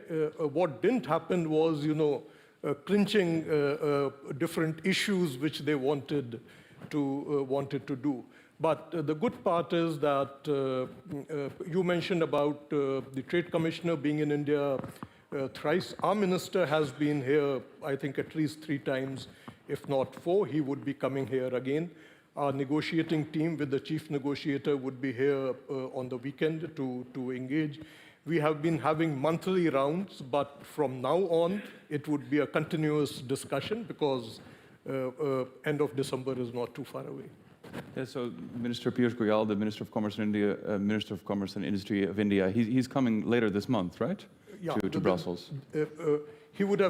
He's coming this month. He would have come earlier, but they are discussing the dates because both of them are busy people. So it's likely to happen in the latter half of this month. That's what they're looking at. And as far as I understand, Commissioner Šefčovič and Minister Goyal, they have quite a good connection to sort of try to drive this to the end. Well, I have line. experienced it firsthand, and what you say is very true. When you talked to earlier about perhaps the progress that you were hoping for that didn't materialize, which kind of sectors or areas of the negotiation were slacking a bit? Yeah, this is the other thing which happens in trade negotiations. People tend to reduce it to 1 or 2 issues. I think we have 24 chapters there, and around 12 or 13 of them have been completed. There is agreement. So on the remaining, we are at different stages, very advanced in some, where 1 or 2 things remain. In certain chapters, a lot of work needs to be done. Are you still confident that it can be done before the end of the year? Of course. Okay. Very confident. That brings me back to the Mercosur negotiations, which have often focused on, since it being a very broad agreement across 700 million people, there has actually been one sector that really stood out for opposition and for criticism that has also been very loud. I don't know, what's your reflection on this now that the deal has actually been concluded and soon to be signed? Well, I think that it is unfortunate that the focus is only on the issue of agriculture. First, because there is a lot of disinformation and fake news about this. A lot of what is said is simply not true. And it focuses the debate on, of course, agriculture is important for the EU and agriculture is important for the Mercosur member states, but we have negotiated a partnership agreement that is not only about trade and the economy, even though that's a very important part, but about the political part, science and technology, human rights, sustainable development. There are so many issues. The difficult thing is to find something that is not in there in this agreement. So the fact that all the discussion is focused on one issue and that the discussion itself on this issue is based on disinformation, lack of knowledge, and I can understand that there is a political agenda, domestic political agenda, but the discussion is simply not based on facts.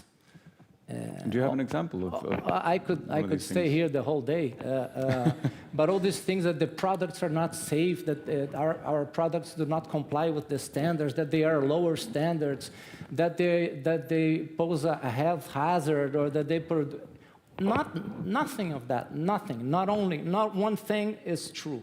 And then things are said that the beef is with hormones. No hormones in the beef. And you keep on hearing this narrative. For example, it's not safe and that you have animal diseases. If you look at the numbers, you discover that you have much more animal diseases in Europe than you have in the EU. I can give you one example. Avian fever. There has been this year the first case in history in Brazil. You have hundreds per year in the EU, but nobody talks about this. So what I would like is, now that we are at crunch time with the EU-Mercosur agreement, that people start discussing this agreement based on facts, on the fact that it will be positive for the EU agriculture. There are big concessions that we made to the agriculture, and there are no risks for EU agricultural sector, nor to the EU society. And then we talk about services, government procurement, intellectual property rights, goods, and the fact that this agreement is an agreement that is based on the WTO rules, that it's based on trust, on predictability, on what we can do together. It's the next step for our relations as countries with the EU. And recall that Mercosur was built in the image of the EU, so not having this agreement it's really mind-boggling that it's so hard to talk about it and talk about it in a rational way. Is it because that the EU and Mercosur actually agree on everything but agriculture? That the agriculture became such a sticking point? No, certainly not, because this was a very complicated negotiation, as the ambassador said, in which we had to make concessions one side to the other. There were very delicate and sensitive issues for Mercosur in which we had to make concessions, even in agriculture, wine, spirits, geographical indications. And there were other sectors in which we made very significant concessions. And of course, we had to ask things from the EU also, but this is the nature of a negotiation, and like the ambassador of India said, you can't really boil down the negotiation to one issue. Here, another fake news is the European agriculture paid for agreement. Of course not. Especially because the quotas that we received in the so-called sensitive products are small quotas. So you see, if you go beyond the, the supposed headlines, you can, and you really dive into what the agreement is and means, you discover that it's it has a lot of potential for the relations, and it should be discussed as such. So I am a bit sometimes frustrated and tired of always just listening to the same thing, but people not really talking to me. They are talking at me, so that's what I would like to have changed. Well, that's why we have you here today. If I may add a little reflection, I think what we've seen over the last 8-9 months since Donald Trump returned to the White House, I think, is that trade has become much more of a talk about goods when it's actually much more broader. And I think the reason why we have you two here on stage, and also Senator Monti present, is that trade is a bit of a thermometer for geopolitics, and in the end it's about association agreements, not just about sending a container this way or that way. Which brings me back to you, Senator. How do you see the discussions with these two countries? How do you think they further the EU's agenda of diversification, not only with trade, but also when it comes to a broader geopolitical effort? Yeah, I was impressed and very much encouraged by the conversation of the two ambassadors with you, because this is tough work, but full of progress, very sensitive, with achievements and hope. And I was making a reflection. We are talking trade now, and we also had a reference to competition policy earlier. Now, these are two of the three only fields where the EU has executive powers for the whole of the Union. In the area of trade, then of course there is the European Parliament, in the area of competition, and in the area of money with the ECB.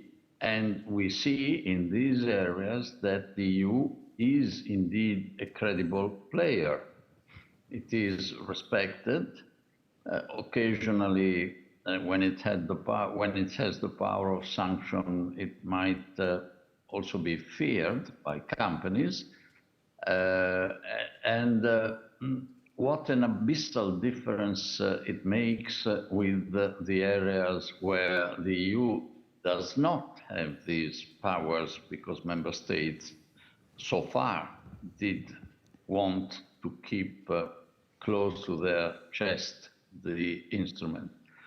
We cannot complain if we have so great difficulties vis-à-vis the US now, in the absence of a common foreign policy for the EU, and in the idyllic neglect for many years of the fact that while we discussed day and night about member states living above or not living above their means, the Stability and Growth Pact, etc., the EU as a whole was living above its means because it did not account for the cost of its defense.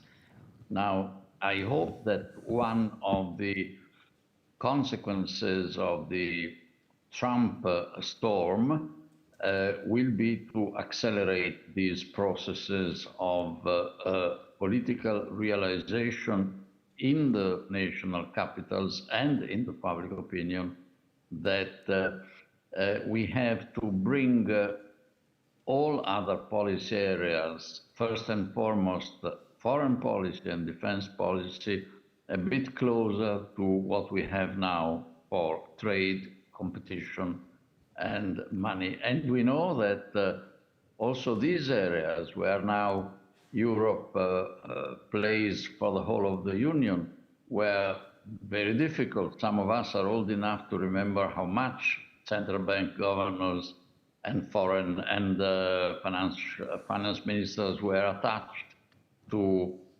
national sovereignty. When they discovered that crisis after crisis, only one of the member states, Germany, had in fact monetary sovereignty, and all the others had to run weekly because they had just a few minutes to adjust their interest rates when at 2 p.m. the spokesperson on Thursdays, the spokesperson of the German Bundesbank announced their rate.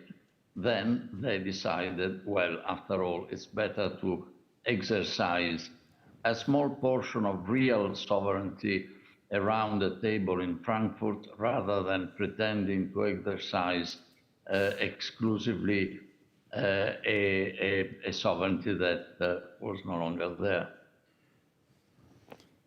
That brings me to perhaps another topic where plenty of member states have indeed national sovereignty, national competence, to stay in Brussels speak, defense. In the strategic agenda that the Commission revealed, Ambassador Kumar, there was also an exploration of defense cooperation with India. How do you look at this when it comes from an EU initiative, but it's actually mostly a member state authority? Yeah, so primarily, the focus is on defense industries, and when the College of Commissioners and President von der Leyen were in Delhi, I think this subject was also touched upon in the conversation with the Prime Minister. There is a lot of interest in the Indian industry to collaborate with Europe in this particular area, because I think they realize that a lot of developments are taking place in Europe in terms of reviving your defense industry and building up your defense industry. Commissioner for Defense and Space, when he was in India, had a meeting with our Society of Defense Manufacturers, and they will be coming to Brussels, I think, in November. And I think security and defense partnership is something which is also being talked about. So I think that we'll be very happy to engage with Europe on that also. Does that also get translated to a political level? Because of course, there has been some criticism from the Commission on the fact that India sent 65 troops to the Zapad exercise in Russia. That is, of course, very different from an industrial connection, but that's also very much part of the agenda that the Commission revealed. You had your NATO allies which were part of Zapad. And my personal thing there is that had it not been for the drone incursions at that point of time, which happened almost at the same time, nobody would have even thought about Zapad or bothered about it. Fair enough. That brings me to you, Ambassador. When it comes to the Mercosur deal, this is, of course, much more broad, as you already touched upon. Is there also a defense component, perhaps, in today's insecure world? No, I was listening to the conversation we just had, but this is bilateral. Brazil, EU, the first political and defense talks held in Brazil. And of course, also we have Brazilian industries present in Europe in the defense sector, like Embraer. So we engage and talk with all partners. The Mercosur agreement doesn't go into that area, but bilaterally we have contacts on that with the EU. And there's another factor that is very important on Brazil's agenda this year, the COP30 summit coming up in Belém, if I'm not mistaken, right? This is another chance for Brazil to show its sort of, let's say, diplomatic prowess on the international stage.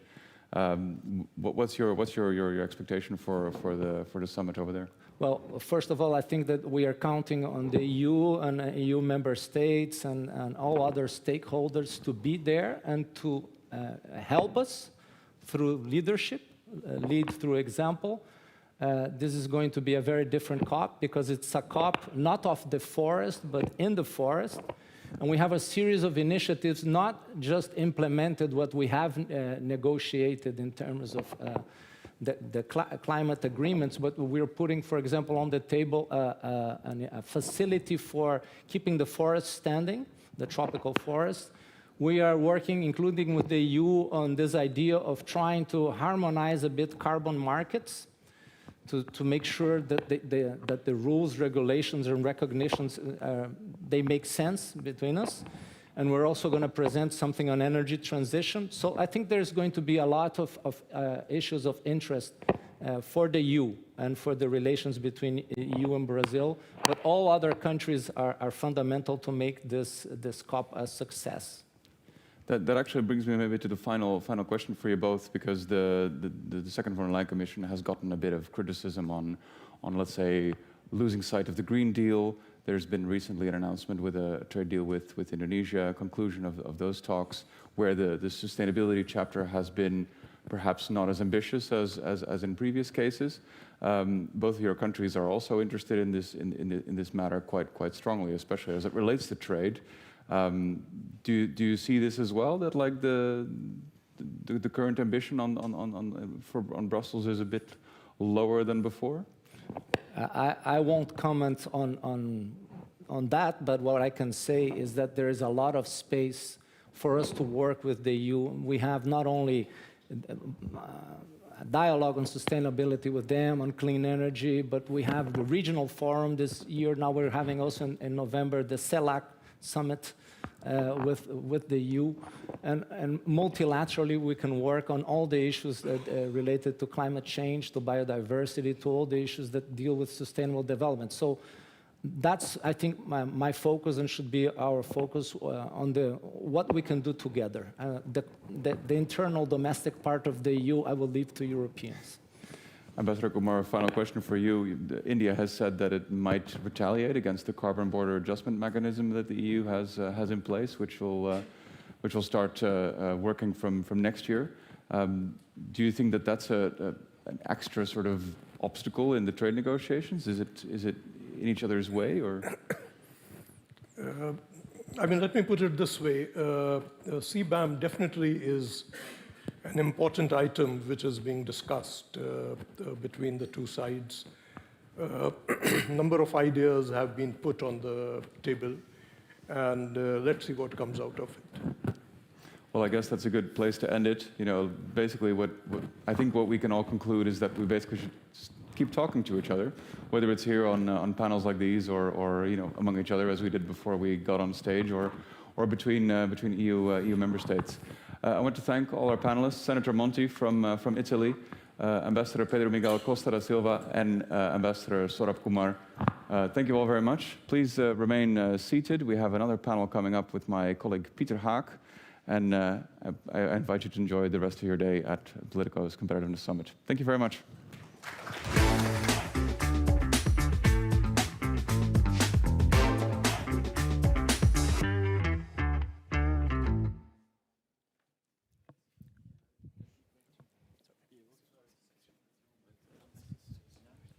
Yes.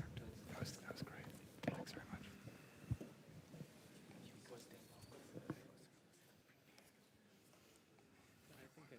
But it was. You did. Good afternoon. It was lovely. Thanks so much.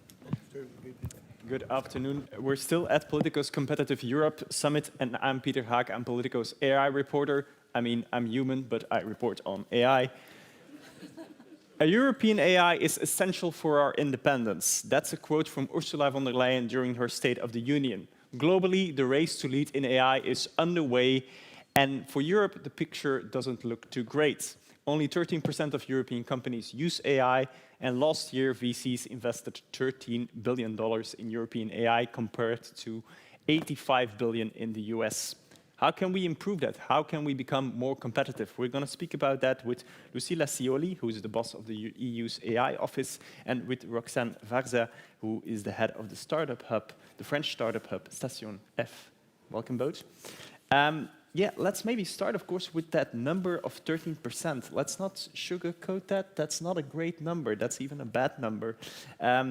Luckily, the Commission has a plan to improve that number and to boost AI adoption across Europe. That plan is called the Apply AI Strategy. It's coming next week. You can break some news here on stage and give us a sneak peek of what is in the plan. Well, thanks a lot for the question, and thanks a lot for inviting me here. It will be published on the 7th, as you said, and I cannot tell you much about it, but I can tell you that it's a strategy that we have announced already about stimulating greater adoption of AI among companies. You mentioned 13.5%, I think it is.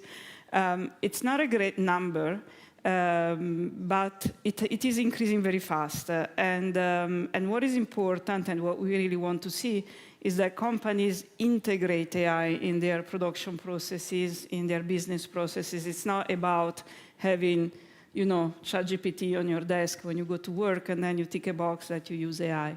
So we want to see AI really carrying a transformation of our strategic sectors. And we look at AI as a real opportunity for source of competitiveness and also of sovereignty. So we will have sectorial actions across main sectors, from healthcare to robotics, manufacturing, and so on. We will also have some horizontal action, because, of course, some activities are common to all. So we will have to see how we can help the small, medium enterprises. We have to see how we can help the workforce in different sectors, and how to address some of the data issues that emerge. So stay tuned, and I think it will be an interesting read. Of course, we will go deep into the sectors. Every action per sector is actually different, because every sector has a different challenge when it comes to the AI transformation. But it's very important, because this is pivotal now at this moment in time. Either we manage to use AI and very advanced AI, and as we go towards agentic AI, we also have to prepare for that, or we will risk to lose the competitiveness of our key sectors. Is there one of the sectors where you see a particularly pressing need to do something or to really push further? Many sectors need to push further. No, I don't want to pick one in particular, but I want to say that maybe let me pick, not because it's behind, but just because I think it's very important, healthcare. I think that healthcare is a sector which has the potential to transform very quickly with artificial intelligence. But it's also a very sensitive sector because of the data, because of the trust you need to have in the technology, in the devices that you use. So we really want to unlock the opportunities that AI can transform this particular sector. A lot of other activities will have to go with it, but healthcare can provide new markets, can provide better care, and so I think an important source of welfare for our society, but also for our economy. So healthcare professionals also need to watch next week's Apply AI strategy. Roxanne, I want to bring you here. Early this year, we were all in Paris for the AI Action Summit, this big global AI summit. Station F was then a big venue of the summit.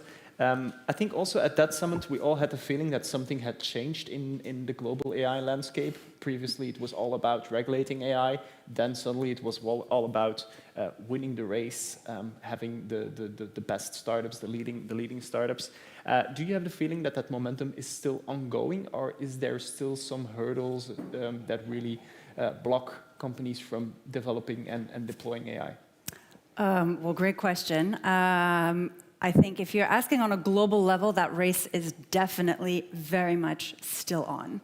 And I think we're feeling it. At Station F, we're working with early stage companies. So from day one, from day zero, when they start building something, we're seeing now that momentum and speed matters more than ever. We're seeing companies, even in Europe, that are now announcing that they have 100 million in annualized revenue within 8 months of their launch. This is stuff we've just never seen with any other tech trend in the past.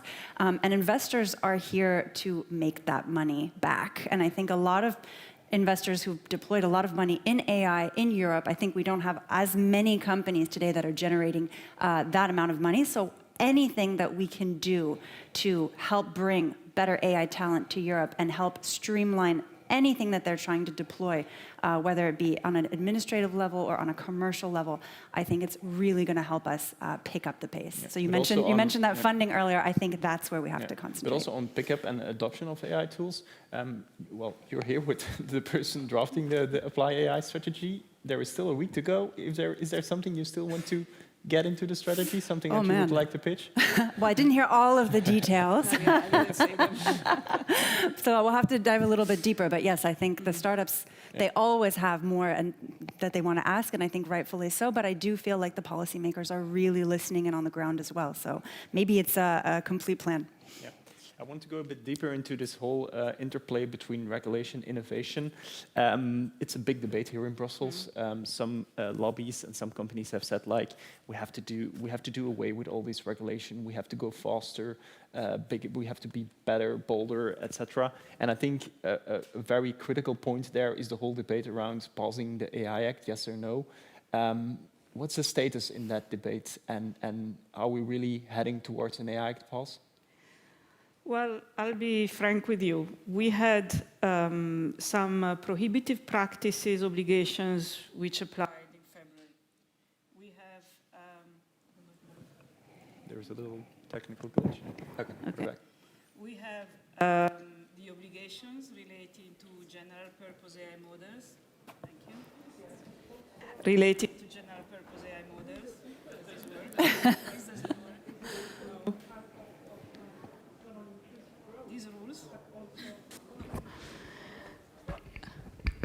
That's technology for you folks. Thank you. Okay, so we have the rules on general purpose AI models and the obligation, the code of practice, which were applicable since August. So we have not paused. Now, what is under discussion is the time of applicability of the rules on high-risk systems, because these systems are based on, would be ideally be based on standards. You know, when we prepare the AI Act, we really wanted it to be innovation friendly. So we really wanted to use standards as a presumption of conformity. This really greatly facilitates business life. And these standards are being developed, but there is a little delay. So now we are in the process of discussing also with the standardization organizations exactly the timing, and just to see whether we need to delay of a certain period or not, given the status of the development of the standards. So I just want to clarify, it's not about pausing the whole AI Act, it's really about checking if and when the standards can be delivered and to organize ourselves around that. And if I were to ask you that what the chances are at the moment that there will be delays and you can only say a number, what would that be? We're still assessing.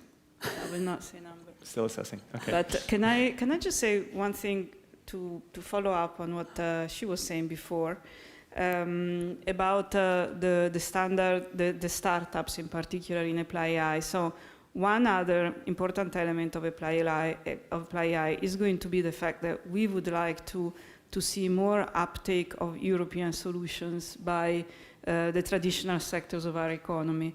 So we would really like to see the European startups being able to sell their solutions to maybe larger European companies.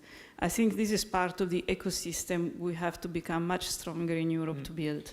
We've seen an example of that. We've seen French Mistral, the big AI hope, a big investment by Dutch ASML into Mistral. Is that the blueprint for then AI adoption in Europe, plugging AI companies into this industrial fabric? I mean, I think it definitely could. I think Europe has a lot of great industrial players. And also, if you look in the US, we mentioned the funding comparison between Europe and US earlier, a lot of the big AI deals have a lot of the big technology companies as investors. So our blueprint could very well be something similar to what we saw there. But I think anytime now we have a French company that so much hints as a potential acquisition, we then see another huge round of funding get confirmed. It's quite exciting.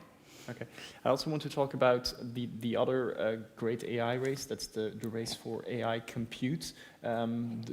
Everywhere across the world, there are big data centers being built to power and to train these complex and advanced models. Europe also has a plan to do that, the so-called AI gigafactories. Yet, in the beginning of this year, France announced that a multi-billion-dollar deal with the UAE to build an AI data center. Is that a show, is it a signal that maybe Europe is not going fast enough, that you already have to go reach out elsewhere to get the AI compute power? I mean, it's interesting because I think if you look, we can compare that announcement with maybe Stargate in the US. And Stargate also has non-American money in the mix. So I don't think you're going to have a 100% European, 100% American investment for that type of infrastructure. So it doesn't surprise me. And also, it's just not what we're seeing elsewhere. Yeah. But that was already announced early this year, the gigafactories. It's still preparatory work. Is it too little, too late, or? No, it's definitely under works. Yeah. There were some announcements made earlier this year. I don't have all the plans because I'm not on that team, but no, that's definitely moving forward. Yeah, Lucila, I saw you nodding when she said, like, okay, it's not all gonna be EU money. No, I don't know. We will see. This is still in the making. I'm nodding in particular when she says there have been many responses and many applications. You know, we had a call for expression of interest to see who in Europe was willing to invest in the gigafactories. And we were surprised ourselves to see that we had, I think it's 77 responses. Many of these responses are made by groups of companies, so consortia already organized, sometimes already supported by government. So I find this a very good signal that in Europe there are actors that are willing to invest in AI. Now we may not have, you know, the big, very large platforms who invest, you know, very substantial amount of money, but I think we have important actors that take this very seriously, and I think that the gigafactories is an excellent example of this. At the start of this process, it was said like, okay, we're going to try to build 4 to 5 AI gigafactories with a budget of 20 billion. Given the huge interest, are you willing to lift that number or to maybe build more and enable more and foresee more budget? But we will see now the budget, let's be clear, it's not all public support. I mean, when you talk about the AI factories and the public network of supercomputers, there is public sector budget, half from the Commission, half from the member states. Gigafactories are much more expensive. Each gigafactories may cost around 4 billion euros. So the public sector cannot support that. That's why we went to check the interest of private actors to intervene, and the idea is to set them up as public-private partnership. Yeah. So we now working with the member states also to see how all these interests can be consolidated in fewer projects than 77. And then we will have a real call at the beginning of next year, and then... But if you, for example, see in the beginning of next year, let's say that there are 8 viable projects with the funding available? Well, if the funding is available, of course, you can go ahead, no problem. Okay, that's noted. Back to what you said about startups, because of course startups here in Brussels feel they're often overseen, yet they're very important to, of course, to drive this AI race. Recently there has been a lot of interest from the startup community for this 28 regime. Can you maybe explain the audience what this is, the 28 regime, and why there is such a huge interest in that? Sure. I'm wearing my fan button. So this is essentially, I'm going to explain it like this. It's to make the European equivalent of Delaware. However, it would not be allocating, like Delaware is a state that exists. This would be kind of making another state, if you will, so that the countries don't have to battle it out for who it gets to be. So I think it's brilliant.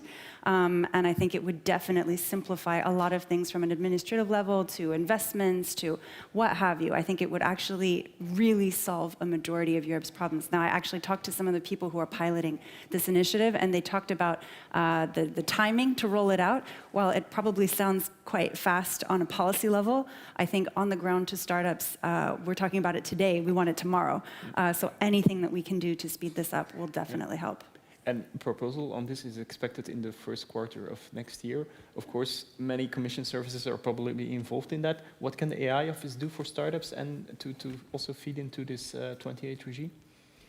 Well, you know, we work a lot with the startups because in Europe, most of the developments in AI are made by startups. So for us, startups are very important actors. So we work with them in every single activity we actually undertake. Now, the 28th regime is very important. It's about harmonizing corporate law basically across the European Union, only for the startups, because they obviously find it very difficult to scale up in the European Union because there are many laws, corporate law, employment, and taxation, and so on, which differ across European countries. So, a startup who wants to scale up in more than a couple of countries may find it very difficult at the moment. So we need, generally speaking, more of a single market, but in the meanwhile, we are trying to develop this 28th regime approach, and I really hope we'll be faster than Thank you. than we may have announced. Yeah. I briefly also wanted to dip into the issue of AI skills. We often see big tech companies in the US paying giga salaries to their AI researchers and really offering them the chance to work with the most frontier AI models. Can Europe really compete with that, or are we going to see our AI talent going to the US again, like we've seen that before? Well, I think you're asking the question at a very opportune time because H-1B was impacted, 1 week ago? But I think to respond to your question about can we build the talent locally, actually, if you look at all of the leading AI and often the research and the tech teams in the US, happens to a lot of time have a lot of European talent there. So it turns out that we're actually building the talent locally, and then it's joining these companies. Now, I think a lot of things could sway that in a different direction. I mean, I think one of those things could be how easy it is to build a company here, but also I think a lot of the companies here want to employ that talent, want to make it attractive to employ that talent. So I think there is an opportunity, and a huge one right now. We just have to see what's going to happen with H-1B and if it's going to last. But right now, Europe feels like there's a huge opportunity to attract that talent. Yeah. Lucilla, you also have to recruit AI talent for your AI office. How yes, easy is I that? Do. Can you compete with these big salaries? No, I cannot. But actually, I have, we recruited, for example, about 25 people that would have a PhD in AI, and they're interested in coming to work in the AI office because they are interested in the approach that we take in terms of particular testing and evaluating very large models. And they're also attracted by the European idea. So I would say that, you know, I'm very glad to see that young people are not only interested in the size of the salary, but they're also interested in the mission that organizations have. And yes, as she said, this is a great time to stay in Europe and to choose Europe. That's a clear message. Young people still care about mission and not only about the money. Some takeaways I've heard. We should definitely look next week, apply AI strategy. We already got a teaser. There might be more gigafactories if funding is available. And yeah, we have to give startups all the means necessary to scale in Europe. I want to thank my fellow speakers here on stage. Thanks for being here. To the audience, I want to say you now have a network lunch to look forward to. That's also really nice. And at 2:30, we're back for the next stream, which focuses on strategic autonomy. Thank you very much.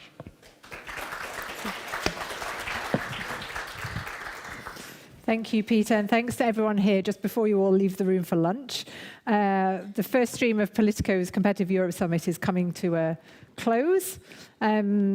Just wanted to wrap up with a few summaries from this morning. We've heard from our panelists about how Europe is rethinking its place in the new world order, strengthening its unity, resilience, and autonomy, but building old and new partnerships and generating in-house innovation and growth. We've heard how the Draghi report is core to Europe's political programme, but needs to be implemented more quickly, with more urgency, and according to some speakers, in a much more radical way.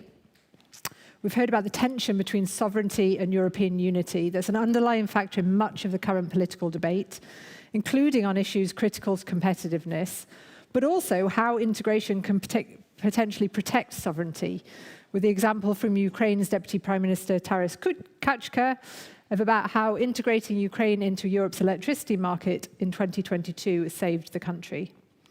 We've heard of a lot of specific asks from industry, including lowering electricity prices, simplifying regulations at both the EU and local levels, and getting greater access to the Commission and commissioners. And we've heard that although the rules-based world order is deteriorating, the EU does have an opportunity to leverage its advantage in key sectors like biotech and semiconductors to hold its own against the US and China. And we'll be digging more into the topic of strategic autonomy this afternoon. But above all, I think our discussion showed that these are complicated, complex, messy issues. And the real question is whether Europe can solve them in time as the world keeps changing at a record pace. I would like to thank all of our speakers who participated this morning, as well as our moderators and the crew. Thank you to our partners for making this summit possible, our leading partners ASML, Bayer, FPA, Google, our presenting partners Lilly, DP World, Revolut, and Santander, and our knowledge partner, McKinsey Global Institute. We have lots of food for thought this morning, and now we'll have actual food. So outside there is a networking lunch until 2:30 in the main networking room. I want to remind you, you can come and meet our product teams in the networking space, and our reporters are running around chasing news, so please do talk to them if you have any news to give them or just want to chat. While you're out there, you can also explore the rest of our partners' installations and booths and connect with fellow attendees. This afternoon, we're going to turn our attention to Europe's quest for strategic autonomy. It's a deeply important conversation and one that's been keeping EU decision makers awake at night, so we're going to talk about that. See you here for Stream 2 after lunch on Europe's quest for strategic autonomy. Have a wonderful lunch. Happy networking.